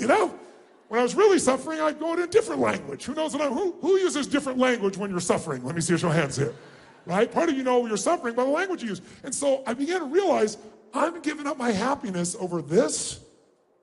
If in order for you to be happy, everybody's got to do what you think they should do, you're never going to sustain happiness. I would love for you to be happy the rest of your life. I can't do it for you, but I can tell you how because I'm doing it. You have to decide what's your favorite flavor of suffering, and then you have to make the most important decision of your life. And I never would have said this before. I would have said the most important decision of your life, I believed in the past, is who you love. Who you spend time with is who you become. I still think that's one of the most important decisions of your life. But my wife and I both agree now, the most important decision is deciding not to suffer anymore, that life is too short, and that you're gonna find joy, beautiful states in every moment, and you're committed to it even when it doesn't go your way, even when it rains on your parade. See, I don't want you to ever feel pain if I could help it. I don't know you, but I hate suffering because I grew up suffering. I had 4 different fathers. I had a mother that loved me, but she would beat the hell out of me. She would put liquid soap down my throat till I threw up because she thought I was lying and I wasn't. I mean, it was crazy stuff. But if she'd been the mother I wanted, I would not be the man I'm proud to be. Because I wouldn't have this drive. Why would I be here? Why would I go feed 1 billion people? Why would I do the things I'm doing? So you know what? Sometimes not getting what you want is what makes you into something that's got something more to give. So if you make this decision, I don't want you to ever have pain if I could help it, but I can't. So that means you make the decision, I'm gonna be happy even if someone I love dies. Because what good is it for you to live in suffering when they die? Would they want that? But we have cultural conditioning that makes us think that we're supposed to do this. And so many people think suffering is a positive emotion or it's noble. Suffering people don't inspire others. They don't lift others. See, while you're suffering, you're not there for the other people that don't understand what you know, who are crying, that are hurting, that you could be comforting. But you can't do it when you're suffering. You're inside of you. Who understands what I'm talking about here? Say, I. So if you make the decision, when I say a decision, most people's idea of decision, they state a preference. I've decided I'm going to do this, but they aren't committed. If you're totally committed, what do? I always tell people, if you want to take the island, burn the boats. Because as long as there's a way out, our brains will take it. So my invitation to you is really simple. You can get free of suffering, but in order to do it, you got to realize it's all your expectations that make you suffer. I'll give you one quick example. I'm fortunate enough, like Mark, I have my own plane, so I can fly, anywhere in the world, and I traveled this last year to 16 countries, so it's a great privilege to have a bed and go straight to China nonstop, unbelievable. But most of my life, I took commercial aircraft. And after a while, I started chartering in the US, but going overseas was too expensive, so I didn't do that. So I found half my time I was on an airplane. About every 4 days, I was on an airplane or on stage, one of the two. Pretty intense life. So interesting enough, in those days, I go 3 times a year to Australia. I still do, but in those days, commercially. And I get on Qantas Airlines on a flight here in San Francisco or LA in those days. And it's a 14-hour flight. And there was just one problem. 31 companies. In those days, it was like 24 companies or 15 companies. I got all these people I'm responsible for. I'm a committed guy. And how am I connected 24/7, right? We all know what it is. It's all these tools that we develop, all this technology. But I was used to domestically, you got connection to the internet, even while you're flying. But you get on that 14-hour flight, death, no technology, no web. And I was like so frustrated. Why do they do this? These 14 hours, they can be so productive. Oh my God. Who knows what I'm talking about here? Get a sense of what I'm talking about. So what happens? One day after years of going through this, before I had my own plane, I'm on this flight, and Qantas Airlines announces we're about to take off. Guess what? We can now proudly tell you we now have international internet. And it was like people cheered. Some people stood up in the aisles and clapped. I didn't, but I felt like doing it. It was just like, this is incredible. It was like God descended into the building. We have internet. We got Instagram. We got Facebook. We got email. This is the most amazing thing. And then what do you think happened within 15 minutes? What do you think happened? Tell me, come on. It broke down. And when do you think it worked again? Never. 14 hours without it, and people are like, this is bullshit. I can't believe this crap. I'm not putting up with it. 15 minutes earlier, it was a miracle. Now it's already an expectation. Write this down. If you want to change your life, trade your expectations for appreciation, and your whole life will change in that moment. Trade your expectations for appreciation, and your whole life will change in that moment. If you are suffering, there's only one reason. Things aren't meeting your expectations. What are the chances of everyone in your life meeting your expectations for the rest of your life? What are they? What are your expectations that God or the universe will meet your expectations every moment? See, I'd like you. Are you married, sir? Is she here? Oh, she's with your twins. How beautiful. Congratulations. I would never want to see you have any pain if I could ever avoid it, if I could do anything about it, but I'm not God. So I can do something different since I'm not God. I can get you to consider something that if you did it would give you freedom. It would be an absolute commitment in yourself to say, life is too short to suffer.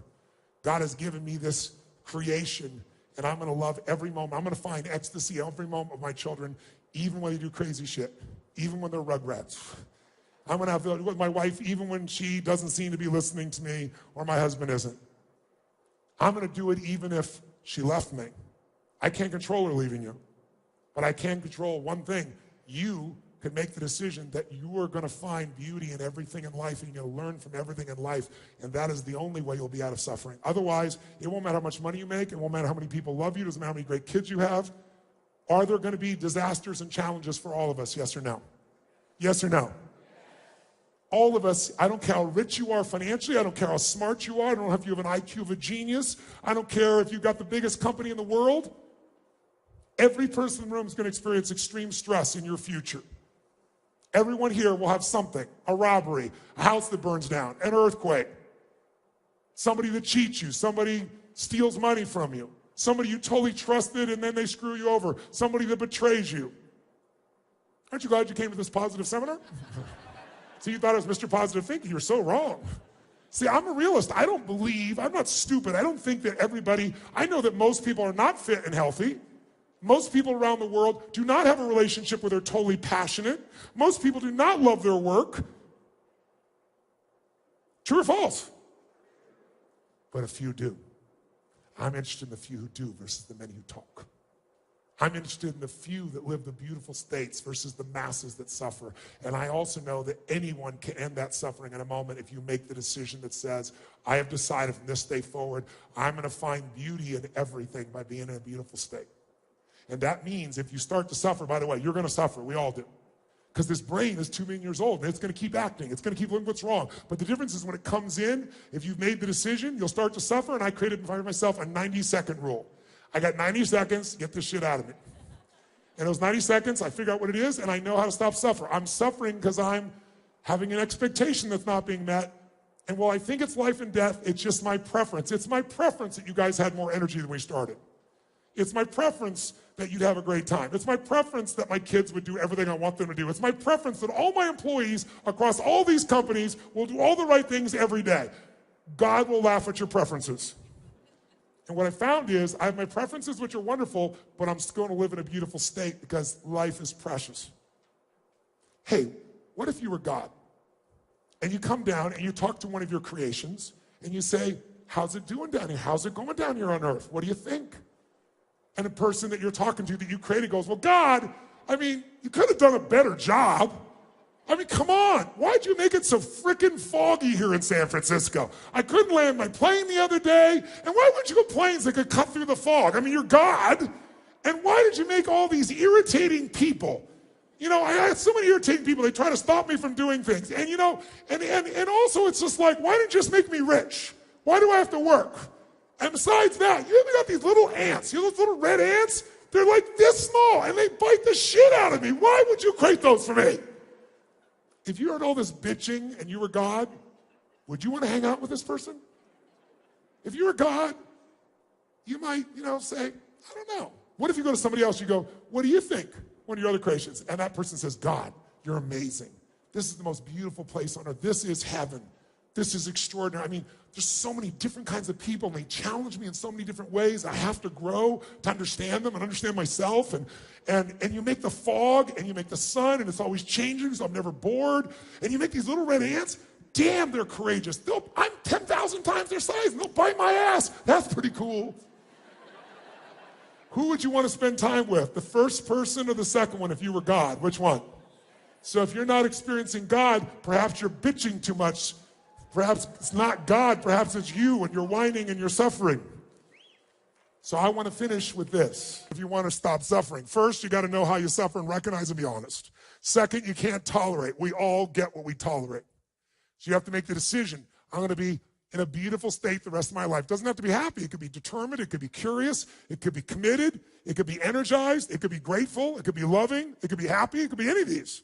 But I am going to be that every day because I'm capable. And I've shown you early you are, because how fast can you change your state, my friends? How fast? Come on, guys, how fast? If you stop using your mind and you use your body and your heart, your spirit. That's what'll put you there. The mind won't keep you there. It might get you there for when things go your way, your mind will feel happy. But what happens when they don't? I was talking to a man the other day, and he was telling me all about his company, and he lost the company, built it up, and it was $1 billion company. And then, the venture capitalist guys voted him out of his own company. I said, welcome to Steve Jobs' world.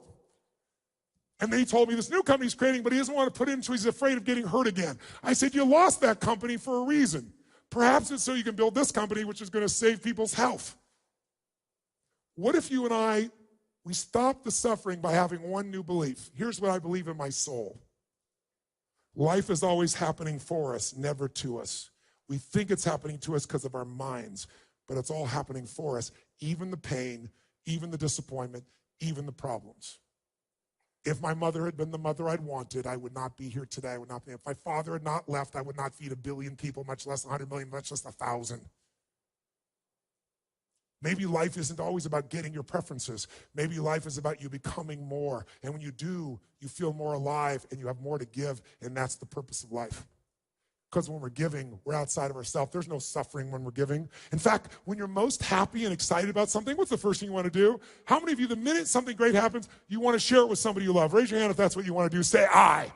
Why? Because when you share it, there's only so much you can feel inside. Even if it's sex or rock and roll, love, drugs, whatever you think is going to make float your boat, money. You can only feel so much. But when you share it, it multiplies. So here's the antidote to suffering. Identify your favorite flavor. Make the decision that says, I will not suffer. I'm going to live in a beautiful state no matter. What if it rains on your parade? What if your best friend screws you over? What if somebody yells at you? What if you get humiliated? What if you go broke? What if you lose your job? Could you still be happy, yes or no? Are there people who have lost arms, legs, been blinded, lost their family, and they're still loving and happy and beautiful, yes or no? And they aren't just Mother Teresa. They're not just Nelson Mandela. They're any human being that decides to live where it's not about themselves. Sisters, I love you so much. The reason I want to support you, the reason when you made those prayers that I decided I was going to fulfill those for you is because you don't just feed people. You love people, people that no one else, people have forgotten. And you're there every day and you ask for nothing. And I know that's why you're fulfilled. And I honor you both. I love you. The best way to end suffering is kill the monster while it's little. Don't wait till it's Godzilla eating your whole city in life. If you turn yourself and train yourself to do it. And by the way, I did this 1.5 years ago. And to give you an idea, what happened was I felt the most joy I've ever felt in my life, and then I had 3 incidences. And you understand how I entered the room. I've been on stage for 39 years, working with 50 million people. I give my all every day. This is easy. This is 3 hours. My average seminar is 50 hours. My stress here is 3 hours. Because I don't like to talk. I like to go deep, as you might gather. And I like to condition it where we get up and do things. There's only so much time. And those 50 hours, I go full tilt. And I've been doing that for 39 years, and I clap like a crazy man. I jump much more intensely in here because I'm toning it down for you guys because you think I'm crazy when I first come in, especially where you guys started with your energy. I look like a maniac. But what I found in that time is doing that, hammering like that, it damaged the nerves in my arms, and so all of a sudden I couldn't sleep on my side, which I've done my whole life. No big deal. I'll sleep on my back. It's painful. Who cares? I manage pain. Every great athlete does that. Every good person does that. But then my wife was freaking out saying, honey, you're choking, you're not breathing. And I was exhausted, and I went in and did a sleep study and found I had sleep apnea. But it was extreme. In 17 minutes, I stopped breathing 18 times. That doesn't make for very much rest. That doesn't make for health. So now I have this really sexy device. It's called a sleep app. You stick it on your face. It's a mask, and it pours oxygen, and you will get girls with this shit, I promise you. But they'll be in the hospital, the girls that you'll get, right? And so I'm like, I can't believe this. I'm breathing through this breather now because of these nerves. And then I'm kind of crazy. I'm snowboarding, and I rip 3 rotator cuffs. Not a problem. It's painful. I'll get it worked. But then the pain won't go away, and the pain becomes nerve pain that's shooting so bad. I know how to deal with pain. But on a 0 to 10, 9.9. And it's so severe I can't sleep. I'm in so much pain.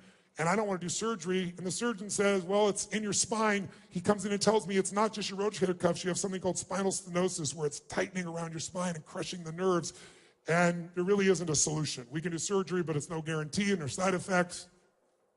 And the guy, by the way, first tells me, I've been to your business mastery program. I'm making $1.2 million more a year. And I went to this other program. He's telling me you changed my life. And he goes, now I got to tell you, I'm your doctor. I'm going to show you something. Your life is over. That was his bedside manner. I had not trained him, obviously, in these communication tools. And he told me, I can't snowboard, I can't play racquetball, squash, I can't jump around, I can't do this stuff, but I don't accept that. I was told I had a tumor in my brain when I was 32. It's still there, and I'm fine. I didn't treat it, I'm fine. It gave me massive growth. I was 5'1" in high school. I'm 6'7". I tell people the difference is personal growth. I had growth hormone that exploded me up. I still, the tumor didn't grow, so I didn't accept this diagnosis. I didn't say it wasn't there. I just said I won't accept it. There's nothing can be done. In the world we're in today, you can find answers. And so I pushed, and I know some of the best doctors around the world. And I found a doctor in Australia who said to me, Tony, we can do this. You sent me MRIs of people with similar situations, and the way they solve it is with 100 hours of hyperbaric oxygen, where you go inside a coffin and they make it so pressured, about 65 feet below the ocean pressure, and they fill you with oxygen, and it releases 800% more stem cells, and it starts to heal. And he says to me, though, before you come all the way to Australia, which is where he is, go do these blood tests so I can see what's happening to your blood, how much inflammation you have, what's going on. And I said, okay, and I went and did it, and when I was there, the guy who was doing the blood said, you want to do a metals test? I said, you mean like mercury? I said, oh, I had my amalgams out 25 years ago. He goes, well, we do lead and we do aluminum. I said, all right, let's do it. And then the doctor calls me 2 weeks later every single day. And I'm busy, so I said, send me the report. He goes, I must speak to you on message. So I call him up and he said, you should be in the hospital right now. I said, what? He said, you have the highest level of mercury we've ever measured here in the United States. We measure on a 0 to 5 scale. If you're 3 or above, your body's so toxic you can die. You can have a heart attack, you can have a stroke. You are 123. He said, the highest I've ever measured is 76. I said, that's impossible. How could that be? He said, we can tell by the type of mercury it's fish. And I was like, oh my God, I'm so intense in my life that I've made my diet really simple. It's salad, veggies, and fish. And the 2 fish I always had, and I'm telling you this, is swordfish, which I loved, and tuna. They are 75-year-old living fish, and they eat all the smaller fish, and they have 1,000 times more mercury today, but no one tells you this because the fishing industry would be ended if you knew it. So, and 2 other doctors looked at it, and one of the other doctors said, how long's he been in the hospital? And I just got off stage in a 50-hour seminar, 5-0, over 4 days. And I was like, no wonder I'm exhausted, because it destroys your mitochondria, which creates ATP, which creates energy. I'm thinking, I'm just exhausted because I'm working so hard. And then I was also losing my memory, and then I've always sweat, but sweat like I did when I first ran on stage here. Because if I start running, all of a sudden my body has to work so hard, it's pushing to keep going. I would be dead today if I had not torn my rotator cuffs, if I had not hurt my spine, if I'd not been in a position where I'd hurt my arm so bad I can't sleep on my side and had to put a sleep app on.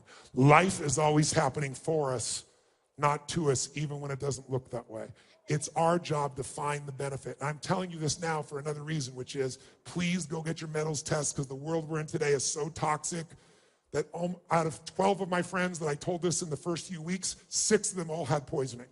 And they thought they were just exhausted or tired or frustrated. Lots of people get diagnosed with dementia. I find myself on stage, it's happened once or twice here, hopefully you didn't notice, but I can tell you now where I thought, where the hell am I? And I've never had that in my life. I do 50 hours without missing a beat. And it's changing. I don't have a script. I'm looking at you, I'm feeling, I'm responding, but I go like, why am I telling you this story?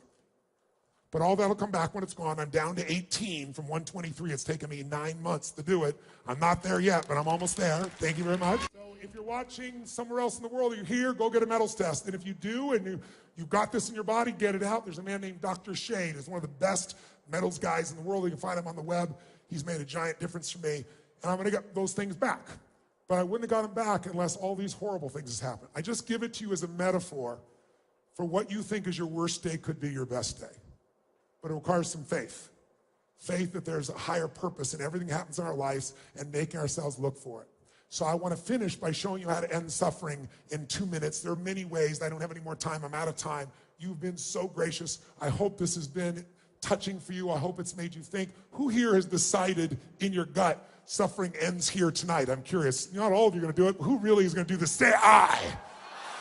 Then I want to ask you to do 2 things. I want you to ask you to send me a note, and you can send the note to I'll have my team put it up there. There's an email. They'll throw it up there. I don't know what the name of it is, quite honestly.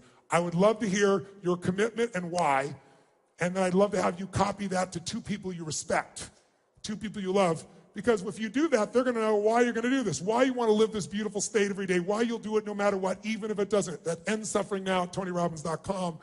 And I would love to hear your story of what you're going to do. It's why I came by here. I'll be inspired by it, but more importantly, you'll be making a commitment. I'm nobody.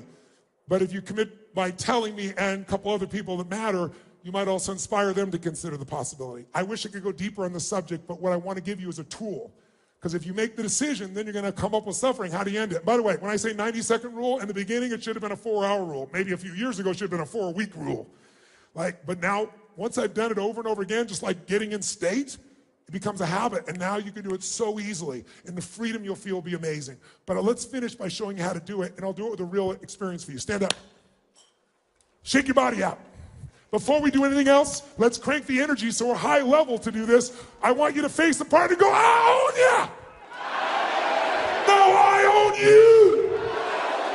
I want you to outdo their energy for 20 seconds, and I want you on a 0 to 10 to go to level 20. So 10 feels like it would be relaxing.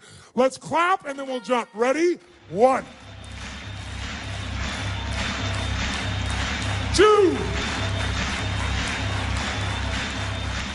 3, go!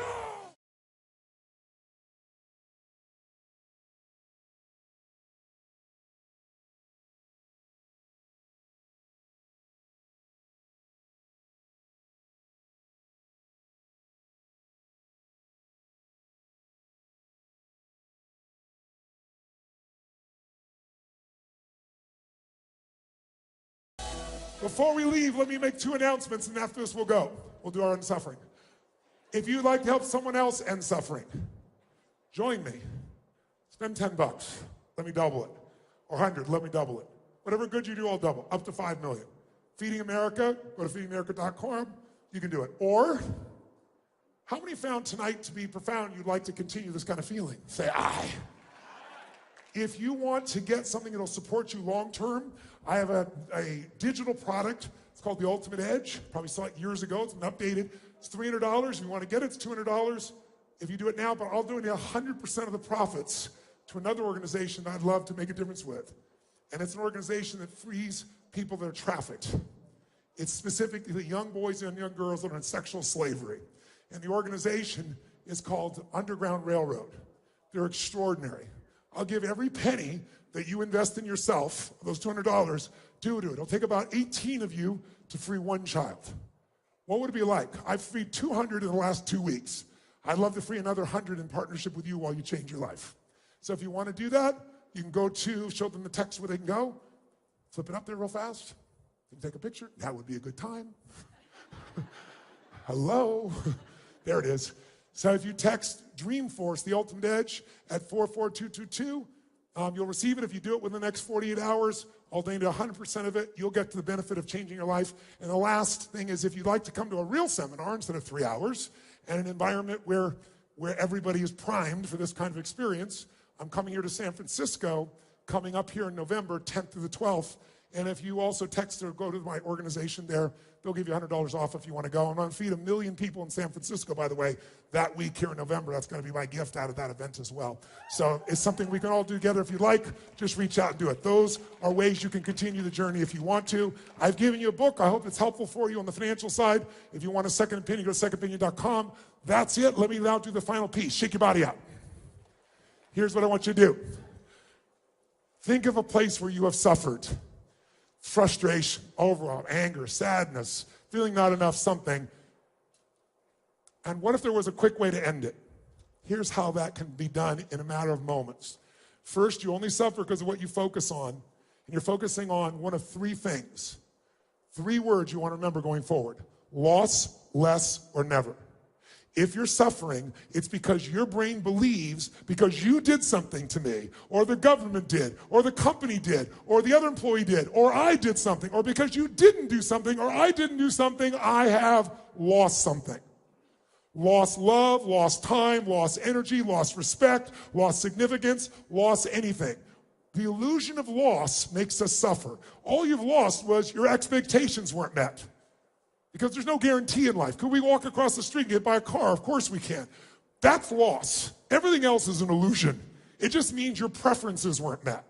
The second thing that'll make you suffer is if you think something you did or didn't do, or something someone else did or didn't do, cause you have less of something you value, less love, less joy, less time, less energy, less acknowledgement.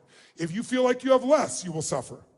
And then the third one, and the worst one, is if your brain starts believing that you failed to do something, I failed to do something, or you did something, or I did something, that means I will never have that love, have that joy, have that success, have that acknowledgement, have that freedom.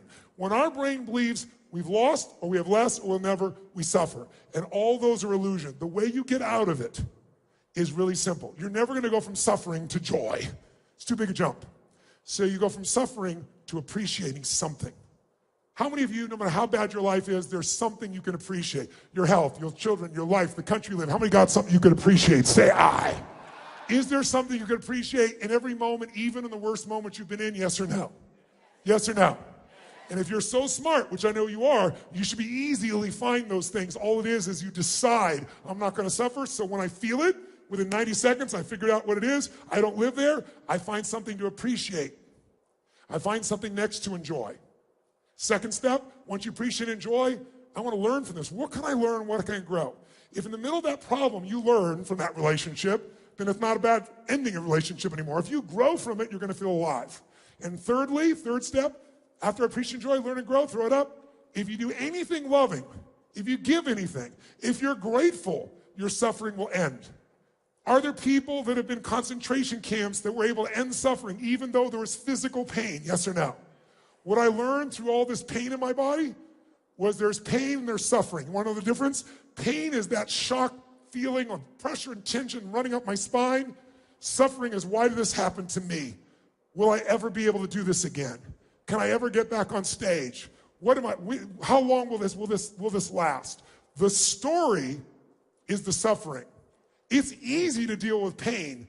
It's the suffering that makes it so hard. Raise your hand if you follow what I'm talking about here. Say I. So I'm gonna give you one technique right now, and we'll do it really fast so you know it works. Shake your body up. In fact, right now, develop a quick pattern. I want you to make a move that if you made that move, you feel strong instantly. Just try something. Make a strong move of some sort. Make a move. Make a move. Make a move. Make a sound when you just shout the word yes when you make your move. Make your move. Say yes. Say yes. Say yes. Now here's what I want you to do. How many of you have a situation either at home or in your work environment where there's some unfinished business? Where there's a situation with a person or a situation that you need to handle and it's stressful inside when you think about it, so you try not to think about it, you do other stuff. But it's got to be handled and you've not handled it. How many got an area where there's some suffering like that? Raise your hand nice and high. Let me see. Virtually everybody. Good. Think of that situation that really bugs you and really think about how it really feels if you really let yourself focus on it. And feel what that suffering will be like. And I want you to pick something that on a scale from 0 to 10, where 10 is total suffer and 0 is no suffering at all, that's in the 8 or above range at least. 7, 8, 9, 10. Don't pick a little one because you won't notice in this quick moment enough for you to feel. I want you to feel a difference. How many got something that needs to be handled, you've not resolved it, you're either pissed off or you feel hurt or you feel worried or you're concerned and you've not handled it and you put it off and it needs to be handled? Raise your hand if you got, and the pain of it is, if you focus on it, is 7, 8, 9, or 10. Let me see your hands. Awesome. Here's what I want to show you. A group of scientists discovered something about 20 years ago that's amazing. If I measure your brain waves and your heart waves, your EEG and your EKG, you've probably seen them on, on medical pieces. They look very jagged when you're stressed. They don't look anything alike. Your brain waves and your heart waves. But if all you do is put both your hands on your heart, try it now, and you physically feel your heart. See the example I'm giving you? So this is frustration. You can see they look nothing like each other. But if you put your hands on your heart and you physically feel your heart, like breathe into your heart just for a moment. We're gonna do this for 2 minutes, that's all, we're gonna be done.